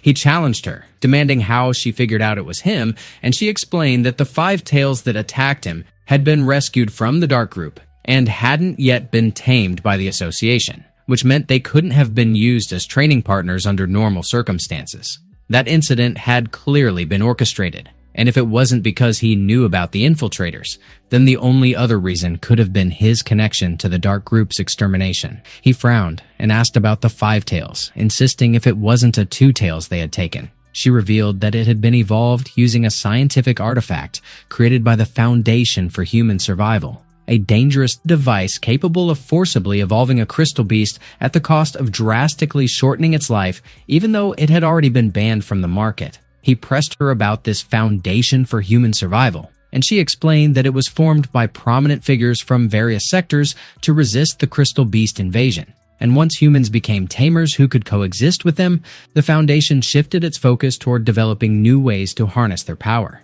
However, she revealed that within the Foundation existed extremist factions that had, from the very beginning, viewed all crystal beasts as a direct threat to humanity. He asked bluntly if she was implying that the Foundation for Human Survival was tied to the Dark Group. She shushed him sharply and warned that some things were better left unsaid, advising him to steer clear of the Tamer's Association for now. She informed him that she had a mission for him and that he needed to head to the Gangmu rainforest. He protested, insisting that he hadn't done anything wrong and questioning why he should have to hide from anyone. But she conceded he was right. Even so, she warned that there were people moving against him from the shadows, and even if he didn't care about his own safety, he should at least think about those around him and his crystal beast companions. She reassured him that while he was away, she would handle the investigation personally. Suddenly, Fizz piped up, saying she didn't want to stay there any longer, urging them to get going quickly, and Kaiyang casually mentioned that the round-trip tickets and lodging were already fully covered with the card, so he should just enjoy himself. Meanwhile, inside the Jiang family study, the man pleaded that Jiang Kai give him another chance, swearing he never expected that boy to wield a holy sword, but Jiang Kai coldly warned that his failure could expose his identity, leaving him no choice but to order him to disappear. He promised that the man's family would receive a hefty sum of money, so he should die without resistance. The man begged him to wait, but he was executed instantly, his blood splattering violently across the study's walls. Jiang Kai muttered that his sister truly had a special connection with that guy, but thanks to her, he had been able to trace that subject's movements. He quietly wondered what kind of expression his sister would make when she learned about his death. Back at Chen Ning's house, Luna cursed loudly, fuming that it turned out to be a 7-day luxury jungle tour, meaning her brother was sponsored by a freaking millionaire. Chen Ning scolded her lightly, saying young ladies shouldn't be throwing foul language around, then teased her, asking what she'd do if it turned out her brother had earned it all through his own hard work. Suddenly, Baxter addressed him, and Lily exclaimed in relief that he had finally returned. He asked them what on earth had happened, and Luna muttered darkly that she'd seriously recommend he didn't ask. Avalon declared confidently that thanks to her special training, their strength had transformed and was no longer the same as before. Baxt, meanwhile, looked thrilled just because her master actually spoke her name. Chen Ning proudly stated that he hadn't been slacking either since Fizz had successfully evolved. Luna immediately mentioned she'd need to buy Fizz a new swimsuit now. Avalon smirked and pointed out that Chen Ning should take advantage of the chance and buy swimsuits for everyone, because honestly, they needed to be fully prepared for a tropical island. The next day, they all arrived at the island. Inside the beachside villa's dressing room, the ladies were changing into their swimsuits. Outside, Avalon asked Chen Ning why she had to be stuck waiting there with him, and he retorted that he wouldn't let her peek, so she'd better just stay put. Out of nowhere, Avalon froze and said she had sensed the aura of a holy sword. He blinked and asked what she was doing so suddenly, and she grinned, saying they had incredible luck because deep within the island's jungle, there was a trace of the emerald holy sword. A new holy sword, she mused, meant a brand new harem waiting to happen. He frowned and asked her what she meant about a new holy sword. Suddenly, Luna addressed him and thanked him for waiting. Avalon's eyes lit up instantly and she practically drooled at the sight of them. Meanwhile, deep inside the rainforest, one of the men kept stammering that it was a ghost, while another trembled and pleaded desperately, saying he had a family to support and begged her to let him live. A crystal beast holding the emerald holy sword began singing hauntingly. She coolly announced that the show had ended and instructed them to vacate the area in an orderly manner. Lily pressed if there was a new holy sword and blurted out that they should rush to get it, but Luna questioned if she was really in such a hurry, and wondered if they couldn't enjoy a bit of sun and sea first.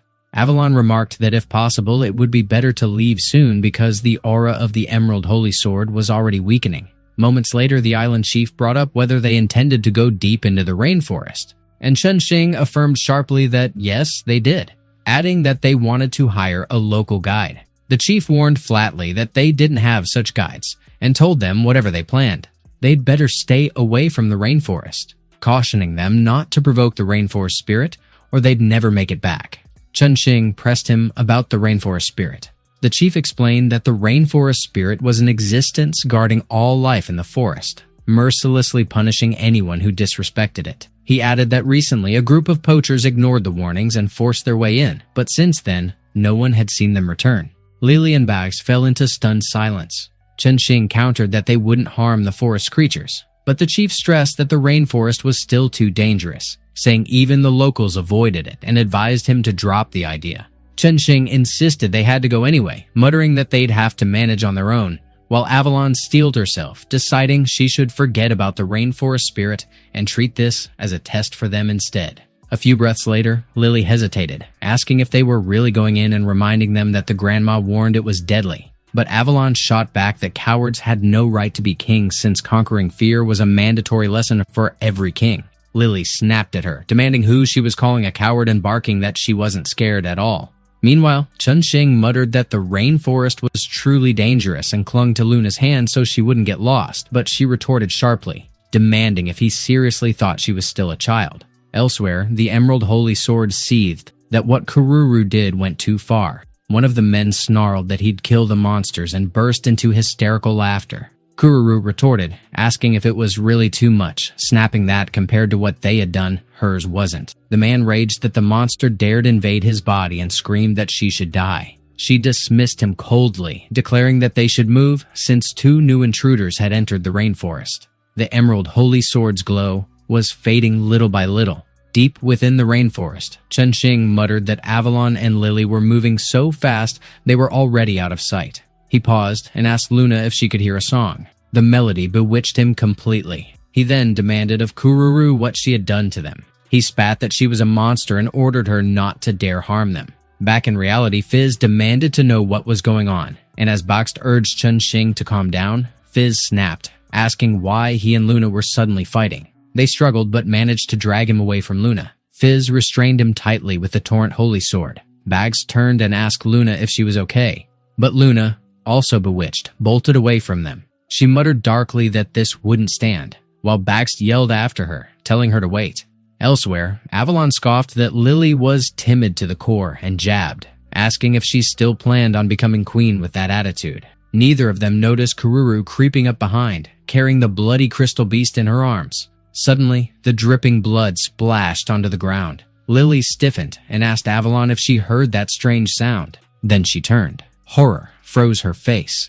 Kururu stood there, fixing her with a sinister smile. Kururu's voice slithered as she asked if she had also come looking. Avalon pressed Kururu if she was the one who killed the crystal beast that died in her arms. Kururu explained that the child had been with those humans who barged into the rainforest and recklessly hunted crystal beasts, and to protect the rest of the crystal beast tribes she had no choice but to personally end its life. Lily assumed it was the corpse. Kururu went on saying they originally had no ill intent, but they were forcibly modified and brainwashed by humans, even stripped of the right to choose.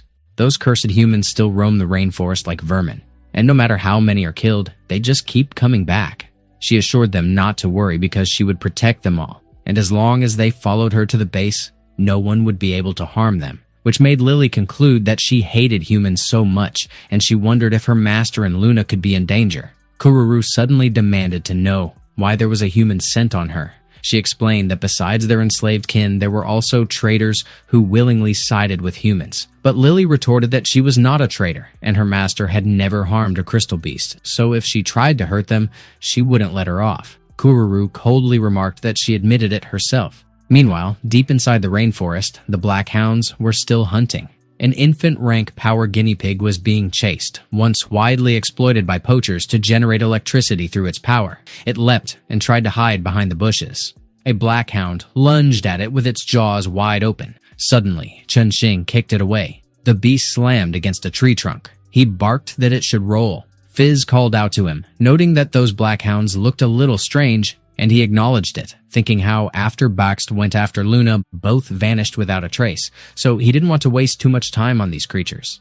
She mentioned that the little one said those black hounds were all brainwashed and controlled by humans. He told her that if it was brainwashing and control, she should use the power of purification to break the black hound's control, and she agreed. She invoked her Raging Torrent Sword, Power of Purification. She raised the Torrent Sword high above her head. Some of the black hounds whimpered in agony. The others howled in distress.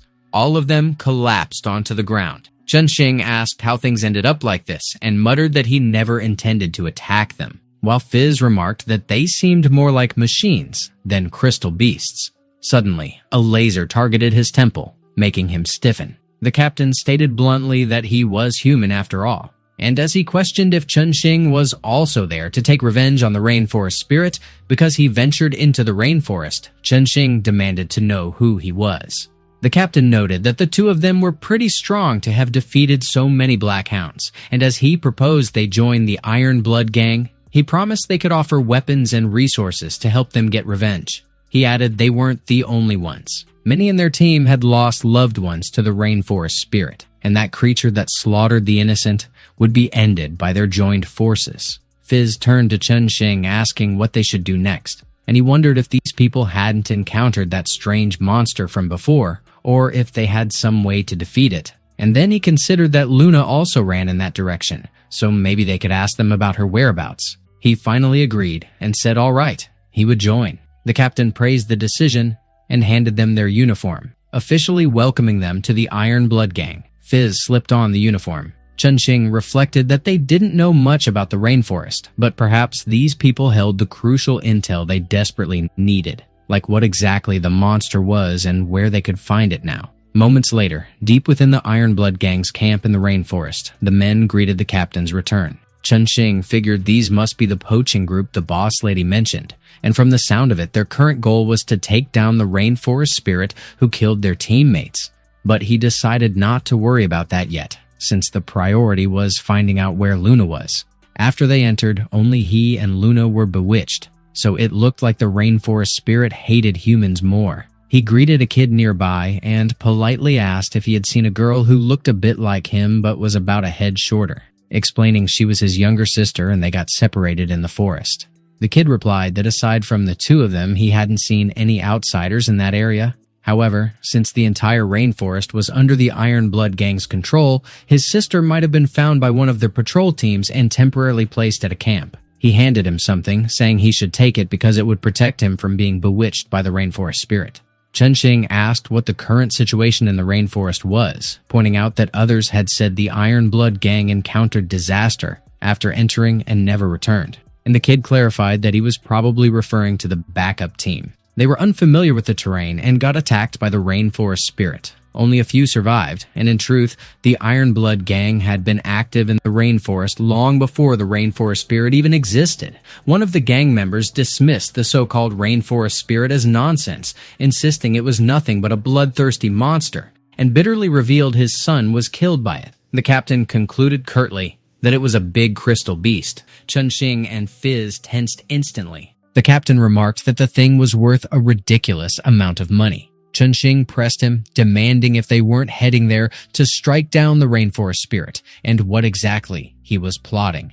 The captain explained that the rainforest spirit would respond to the cries of the crystal beasts, and they hunted them down just to lure it out. But it turned out the crystal beasts had caught on to their little scheme, stubbornly refusing to call for help. Since he had gathered enough of them, he decided the moment had finally arrived. They needed to start executing the crystal beasts, and he wanted to see if they'd actually risk their lives to protect the rainforest spirit.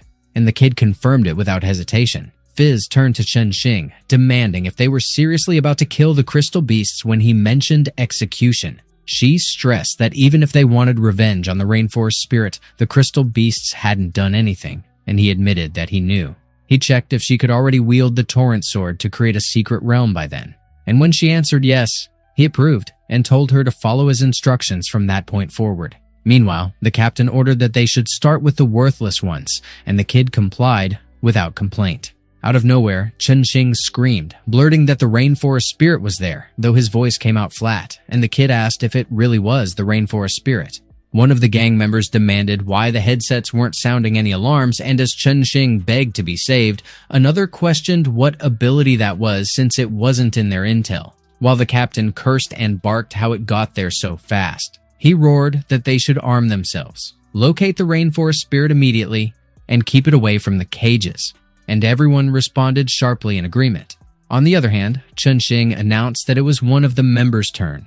The member clicked his tongue, grumbling that of all times it had to happen right then. Everyone jolted when Chen Ning yanked one of the gang members straight into the secret realm. Another shouted that someone else had just been hit and demanded if everyone saw that clearly. He then screamed as he got dragged into the secret realm, vanishing without a trace. The captain ordered them to tighten their formation and group into teams of 3. To cover each other and avoid giving it another opening, while Fizz quietly registered that things were going just as planned. She recalled Chen Ning instructing her to summon the secret realm, and, once the teleportation conditions were ready, to release the crystal beasts while he stirred chaos outside to cover her. And she had agreed without hesitation. Inside the secret realm, she noted that her master had already drawn their attention away. Now it was her turn to move. She shattered the cages holding the crystal beasts, and the captain's alarm shot through the air. One of the gang members shouted to the captain that the crystal beasts were escaping from the cages. Another cursed furiously, yelling that they had no right to run. But to his shock, he got sucked into the secret realm in an instant. The others screamed in panic as they were pulled in one after another. The captain cursed loudly, accusing that the rainforest spirit's power must have evolved, and the kid warned them not to attack the crystal beasts because the rainforest spirit's new ability only targeted anyone harming them. The captain snarled that if they couldn't attack, they should chase them instead, determined to see where the crystal beasts thought they could run. He barked at everyone to stick close and move, and the whole crew shouted in unison. Suddenly, water began surging up from the ground. One of the gang members alerted the captain to look down, and another stammered if that was really water. Someone cursed, frustrated that his body wouldn't move. Another spat, demanding why they got trapped even without doing anything. Meanwhile, a terrifying red eye glared down at them from within the secret realm. One of them muttered frantically, asking where it was and if this whole thing was a trap, while another whispered if this was heaven and if the rainforest spirit had already slaughtered them. On the other hand, Chen Ning assessed that Fizz had handled things perfectly, since the secret realm created by the Holy Sword automatically transported anyone meeting specific conditions. As long as someone tried attacking the crystal beasts or leaving the camp, they'd be dragged inside, ensuring the crystal beasts could escape without interference. Back at the camp, Fizz observed that it looked like they'd managed to escape successfully. Unfolding the secret realm had drained a huge amount of energy from her. Meanwhile, Kururu sneezed. He remarked if it wasn't about time Lily started behaving herself. Lily groaned, straining hard against her restraints. Kururu reassured her that she didn't need to panic, since she wasn't about to slaughter innocent people, and the Emerald Holy Sword could read her memories.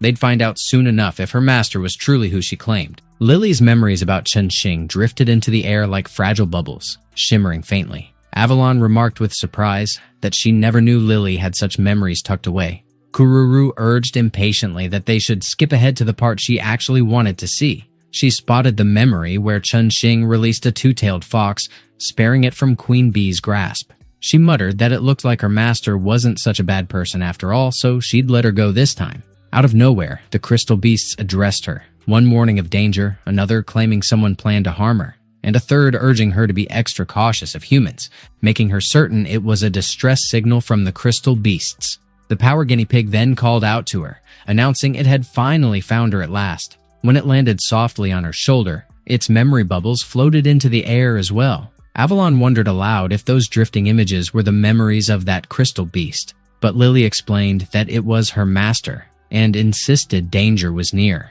At the Ironblood gang camp, the members shouted that they were finally back, while the captain declared that Chen Ning wasn't dead after all. He was visibly relieved, almost bursting from how glad he was to see him safe. Chen Ning explained that they'd only been teleported to some strange place, and reminded him that men shouldn't get too close, urging him to restrain himself a little. One member reported that all the crystal beasts had fled, and demanded to know what their next move should be. The captain revealed he had secretly placed trackers on them long ago. Since the rainforest spirit refused to take the bait, he announced they would strike first instead. Fizz and Chen Ning both froze in shock. The captain ordered them to recall the nearby patrol units and their secret weapon, Heya, and to amass every force they had to launch a full-scale assault on the beasts that had slaughtered their loved ones. Fizz pressed him on what they should do for now, and admitted she couldn't unfold the secret realm again so soon, and he told her they'd shadow the others for now.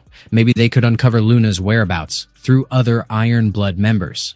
He worried that the rainforest spirit didn't attack crystal beasts, and just hoped Lily and the rest wouldn't collide with the Ironblood gang. Meanwhile, Luna begged to be released, and Bax noted dryly that she had finally stopped struggling. The only thing left was to bring her back to Fizz for purification. Luna's eyes glimmered with Kururu's energy. She stared sharply at Bax and Heya, who had just appeared. Heya remarked that it looked like her friend needed a hand. Bax demanded to know who she was. She quickly summoned her holy sword in response. She confronted Heya, asking what kind of monster she was. She sensed both the scent of humans and crystal beasts on her, and couldn't tell if she was one or the other. Heya apologized for her frightening appearance but pleaded for her to believe she was human, explaining that becoming like this was purely an act of desperation. She introduced herself as a patrol member of the Ironblood gang, and explained that the device she carried could block the whispers of the rainforest spirit, helping her friend regain her sanity. Baxt grilled her on how she ended up like this and whether she could truly be trusted. Heya replied calmly that Baxt could even tie her up, and if the device failed, she could handle her however she pleased. Baxt suddenly moved behind her in a flash. She seized Heya's wrist to restrain her firmly. Heya muttered that she'd only meant it as a figure of speech but admitted she'd actually tied her up. Baxt wasted no time and fitted the device into Luna's ears. The illusion shrouding Luna began dissolving instantly. Her clarity returned, and she blinked hard as her consciousness came back.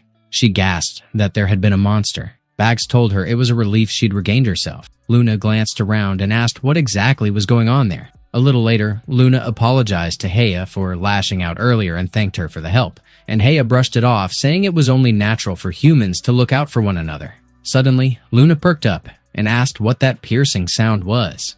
Heya explained it was the alarm triggered when the rainforest spirit activated its power nearby, and Baxt pressed her if the rainforest spirit was the one that had attacked Luna. Heya confirmed she was right. Heya cursed with sharp venom in her tone and declared that the guy's target was Luna. Luna froze in horror when the chilling presence of the monster pressed down behind her. Baxt instantly drew on instinct, thrusting her holy sword and driving the blade deep into one of the monster's eyes.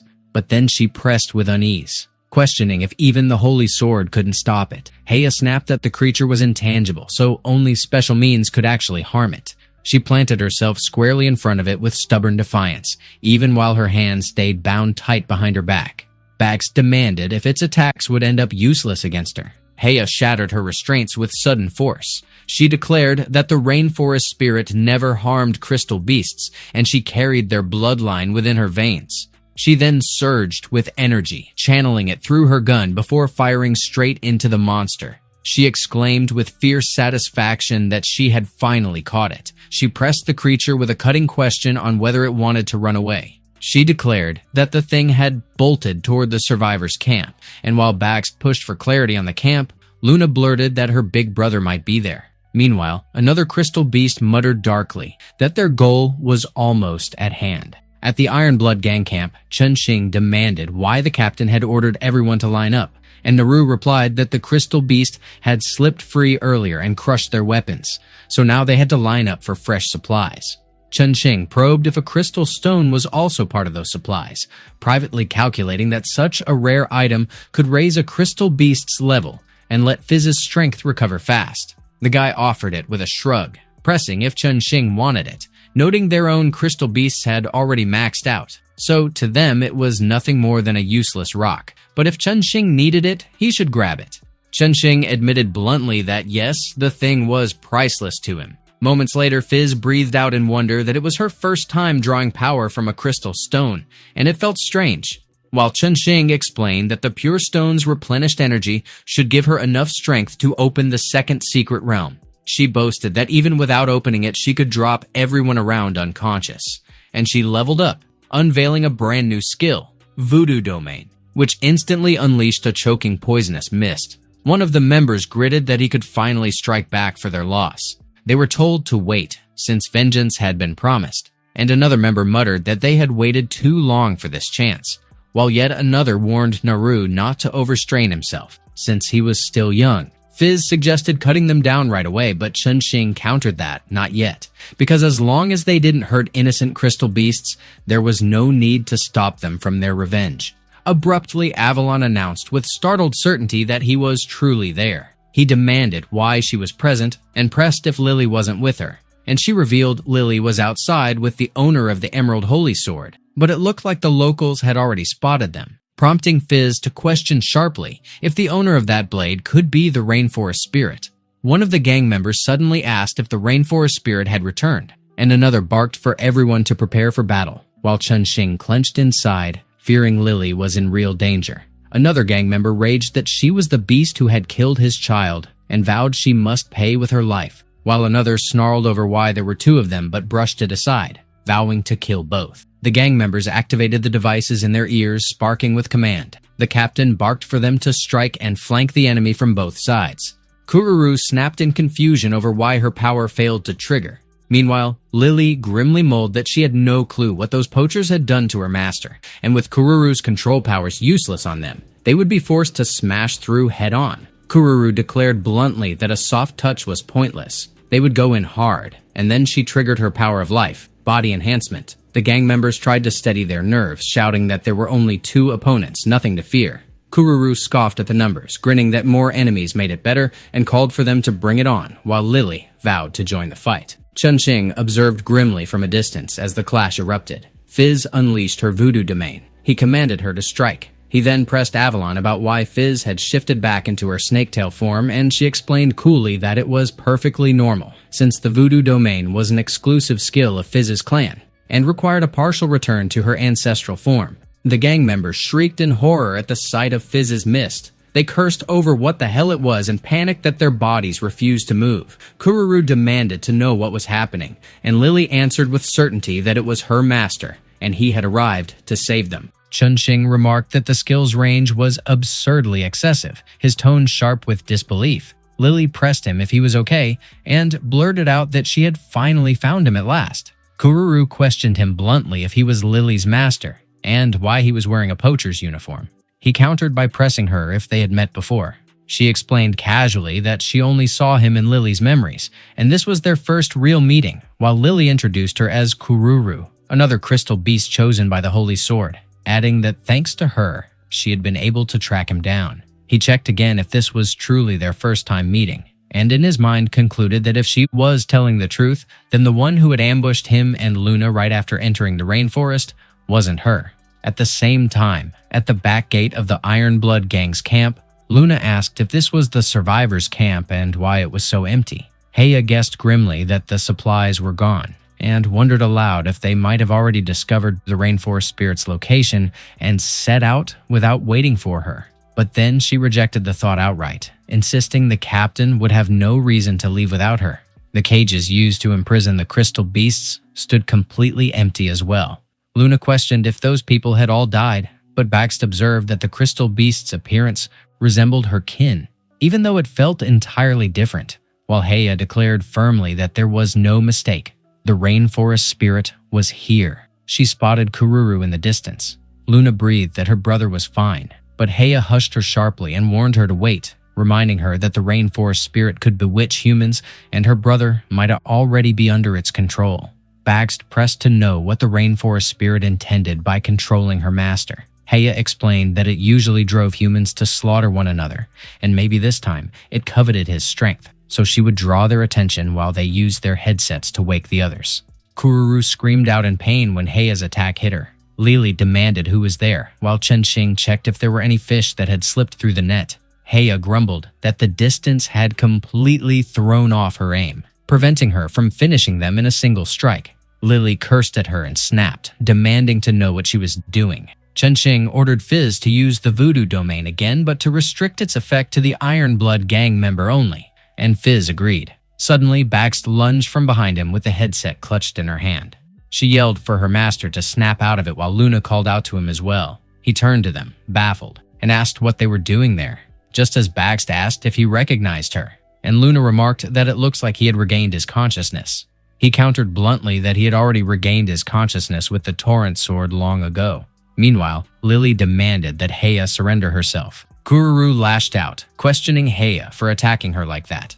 She extended her hair forward, whipping it towards her glare. Bakst cursed at Kururu and declared that it was time to settle the score for her, daring to bewitch her master and Luna.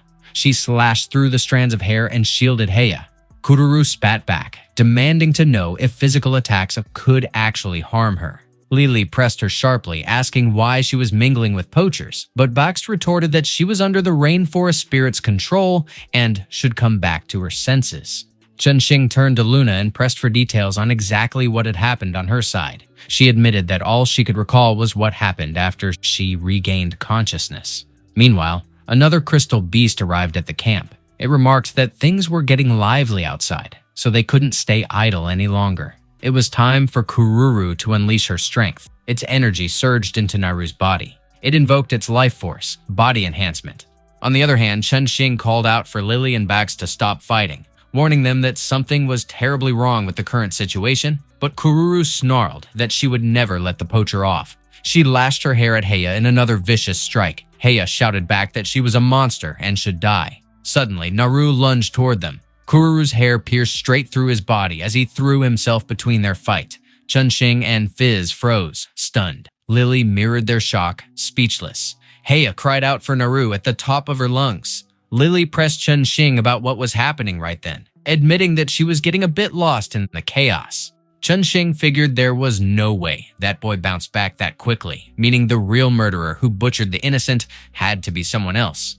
He turned to Avalon, pushing if he was right that she could heal the kid with her power, but she apologized and shrugged it off, claiming she had zero plans to help a poacher who hunted crystal beasts. He tossed out a deal, saying if she healed him, he'd take her to one of those shops, the kind stacked with hot older women, and she perked up, asking if he was serious. The instant she transformed, he ordered Fizz and Bakst to stay put no matter what and guard Luna, stressing that her safety mattered above everything. Meanwhile, Kururu complained that Naru was a pest, not realizing the monster controlling him was slithering up her leg. She remarked that he was so young and yet humans never knew their limits, already wrecking balance by invading the rainforest to harm crystal beasts. Heya accused her of hiding behind a child like a human shield. Kururu shot back that she had no clue what Heya was talking about, since he was the one with a death wish. But then she demanded to know why her ability suddenly kicked in. She witnessed Naru's trauma, his parents slaughtering each other while possessed by a monster. He spat curses, vowing to destroy the god of the rainforest. Kururu confronted the monster, demanding who it was, recognizing those memories as the poacher kids, but unable to recall committing any of it herself. Heya seized the moment and lunged at her. She challenged her, asking if she'd killed so many people she couldn't even remember them all. Kururu staggered and groaned as blood spilled from her mouth. Meanwhile, Lily mentioned that Naru was hurt so badly and wondered aloud if he could still be saved, while Avalon shot back, asking if she was really doubting the might of the strongest holy sword. As Avalon healed him, Chen Ning and Lily needed to bear part of her power to stop another explosion from happening. Chen Ning remarked that the healing speed was unreal, and Lily answered that it was all thanks to the power of the strongest holy sword. Elsewhere, Kururu collapsed as Heya blasted a hole through her chest. Then the monster seized her body, claiming it now belonged to her, body and power alike. She marveled, curious if that was what it felt like to finally possess flesh. She spun and attacked Heya, who had her back turned. Heya demanded if she could still move. The monster mused that it was fascinating how Heya ended up in that condition. But before learning the truth of her birth, she'd better stay trapped in the hidden realm. The tentacles gripping Heya dragged her into the ground. Fizz shouted for Chen Ning, urging him to look that way. The monster taunted the Holy Sword, asking how it felt to be devoured by her own creation, and the Holy Sword recognized her instantly. Chen Ning questioned if the verdant Holy Sword could actually create monsters. Avalon explained she could manipulate emotions, so the creature must be born from Kururu's expelled negativity, though she never believed it could overpower its own host. The monster mocked the crystal beasts for protecting humans, calling them pathetic for serving a species that slaughtered their kin, daring them to keep defending humanity once they learned their sins. Chen Ning admitted it was one nasty opponent. In moments, the four of them were tangled in the monster's tentacles. Chen Ning flinched when a barrier suddenly formed around Naru. He got thrown out of the dome. Bakst and Fizz, both restrained, fretted over Chen Ning and Lily, while Luna panicked for her brother.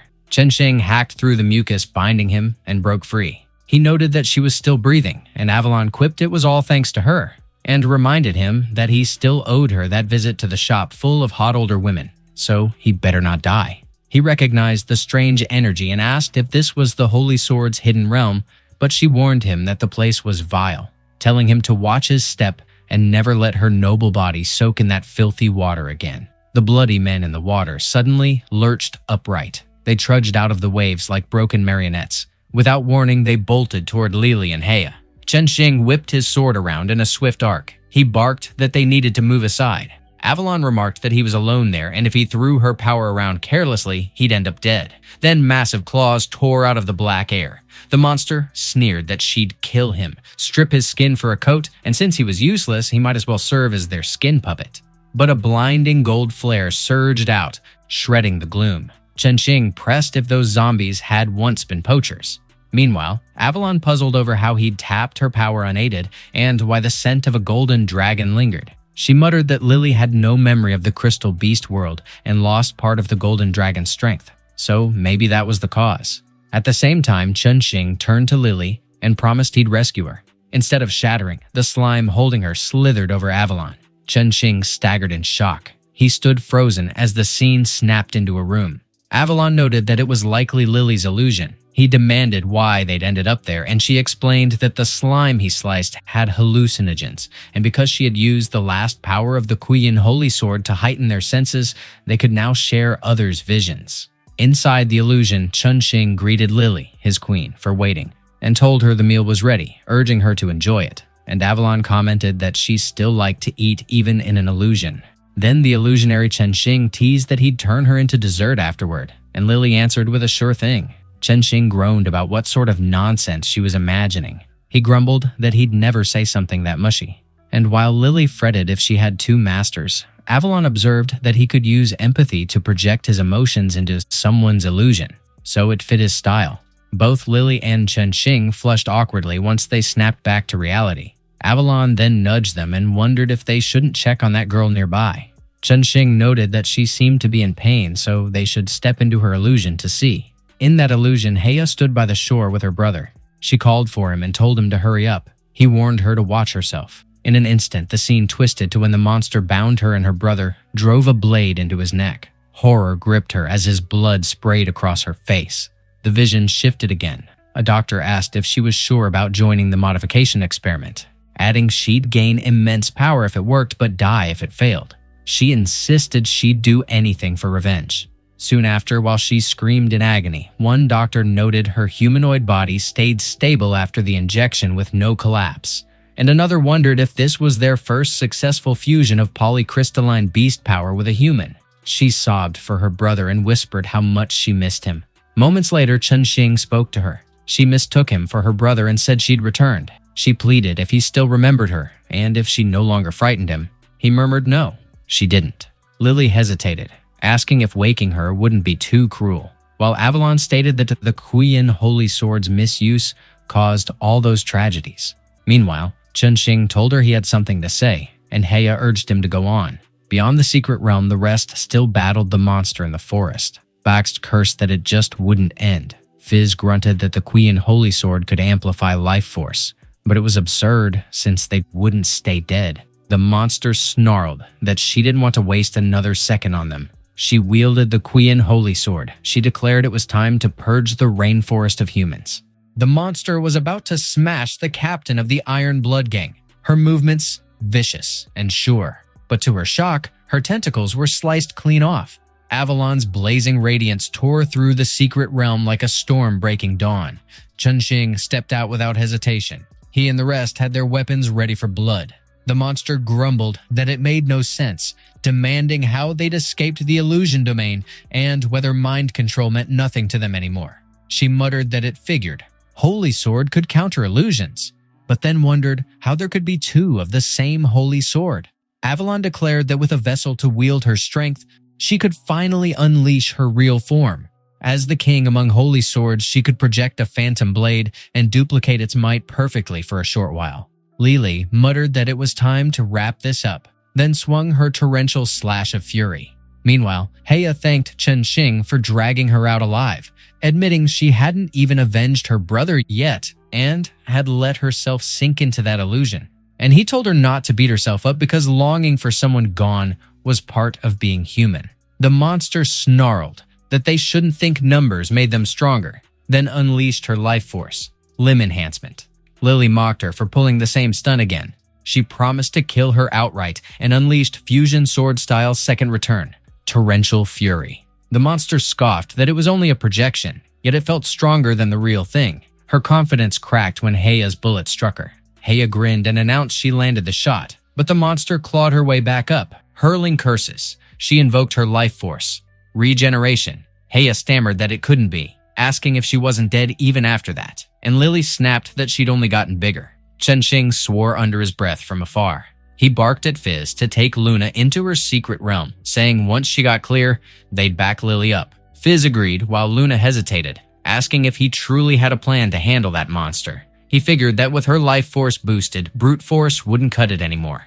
To bring her down, they'd need to reach Kururu, sealed inside the god of the rainforest, and use the torrential sword's purification to wake her. Back in the fray, Heya fired again. She cursed that she couldn't keep up, and those tentacles were a nightmare.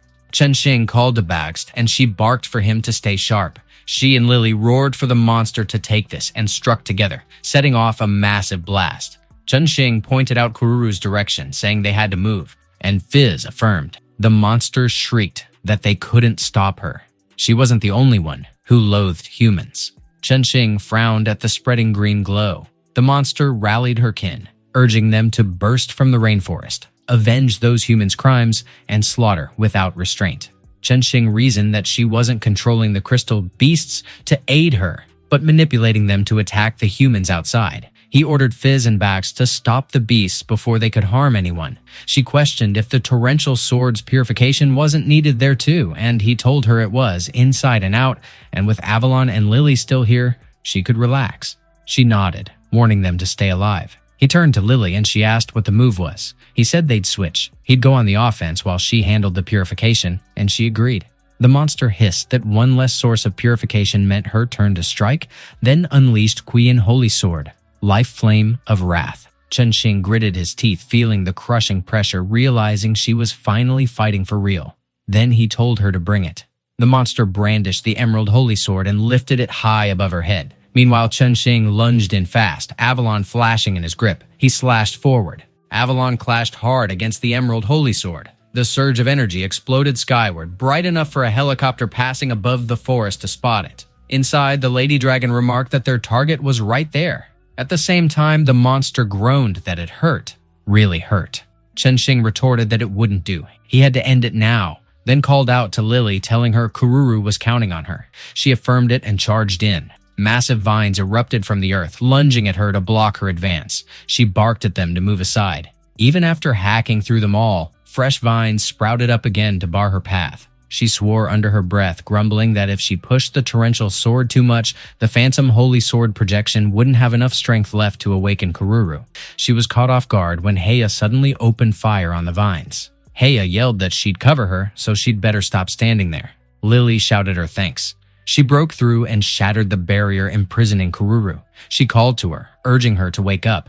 Elsewhere, at the rainforest's edge, Baxt muttered that they weren't leaving that place alive. The crystal beast inhaled the toxic mist. It dropped, unconscious, crumpling to the ground. Fizz remarked that it took some effort, but at least the rampaging crystal beasts were contained. There were far too many berserk ones for her to purify all at once, and Bax commented that they'd bind them first. It'd be up to their master and the others after that. Meanwhile, Kururu's mind drifted deep underwater, sinking further still. She slept soundly. Then, all at once, her eyes flew open, and she woke. Back in the battle, the monster muttered that her consciousness had stirred, and her body no longer obeyed her. Chen Ning noted that its power was fading. This was their moment. It was finished. The monster shrieked in agony. Avalon's flames engulfed it in an instant. He touched down safely. Lily, elsewhere, cried that she hadn't killed her brother, but Heya snapped that the monster who did was born because of her. Chen Ning declared that the battle was done. If anyone wanted to keep fighting, he'd take them to the bitter end. Suddenly, the Lady Dragon commented that he carried an overwhelming aura. It figured he was the one who'd taken down the god of the rainforest. But if he thought he could push around their Heya, she wouldn't let that slide. Heya called her boss. Chen Ning recognized her as the leader of the Iron Blood gang. Then his legs buckled and he staggered. Lily darted forward and caught him before he hit the ground. The Lady Dragon coolly noted that 2 humanoid crystal beasts would fetch quite a sum. The Lady Dragon lunged forward, aiming straight for Chen Ning and Lily. Chen Ning shoved Lily out of harm's way fast. He barked that the Lady Dragon shouldn't even think about it. She just eyed him with a smirk and let out a low chuckle. She teased him, wondering if he still had any strength left in him. He hit the ground hard, groaning, while Lily's worry spiked.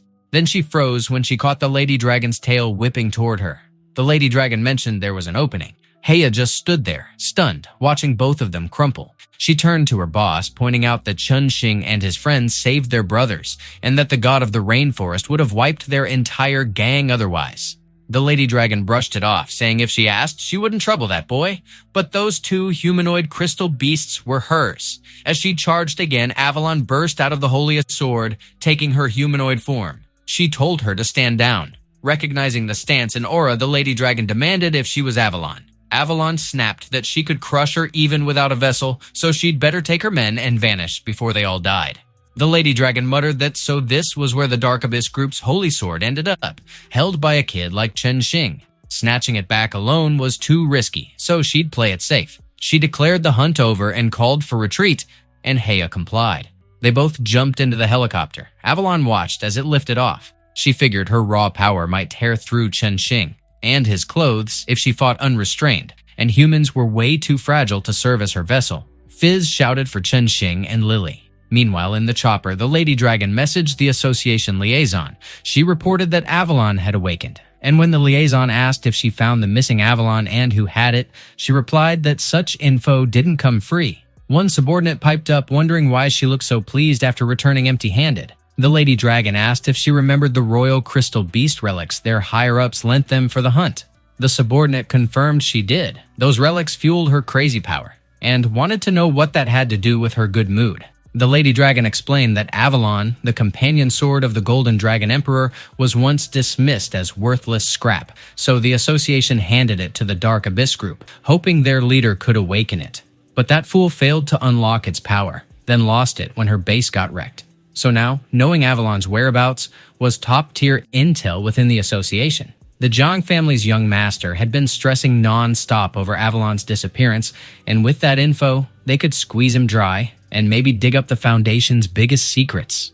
Elsewhere, Jiang Xinling sat in her quarters at the Jiang estate. She scoffed, asking if they really thought a cage like that could hold her, telling them to keep dreaming. Then Zhou Yan threw water in her face. He told her to calm down and reflect for once after getting caught chasing some random guy into a poaching crew. She tried to bargain, telling him to let her out and promising to double his salary when she got back, but he refused. She shrugged, telling him fine, leave her there. She'd break out on her own. Zhang Kai commented that she'd grown up but hadn't changed one bit. At that moment, the Lady Dragon sent him the intel, saying it was a pleasant partnership, and he realized it pointed to Chen Ning. That boy actually walked away with Avalon, meaning it was time for a more direct move. Meanwhile, Inside K.E. Yang's office, she pieced things together. The one who intercepted the crystal beast from the Dark Abyss Group's lab and accessed the training room right when Chen Ning did. If there was a mole, their name was on that list. The list was long. She picked up a single photo. Cross-referencing it with the Human Survival Foundation's former staff, only one name remained.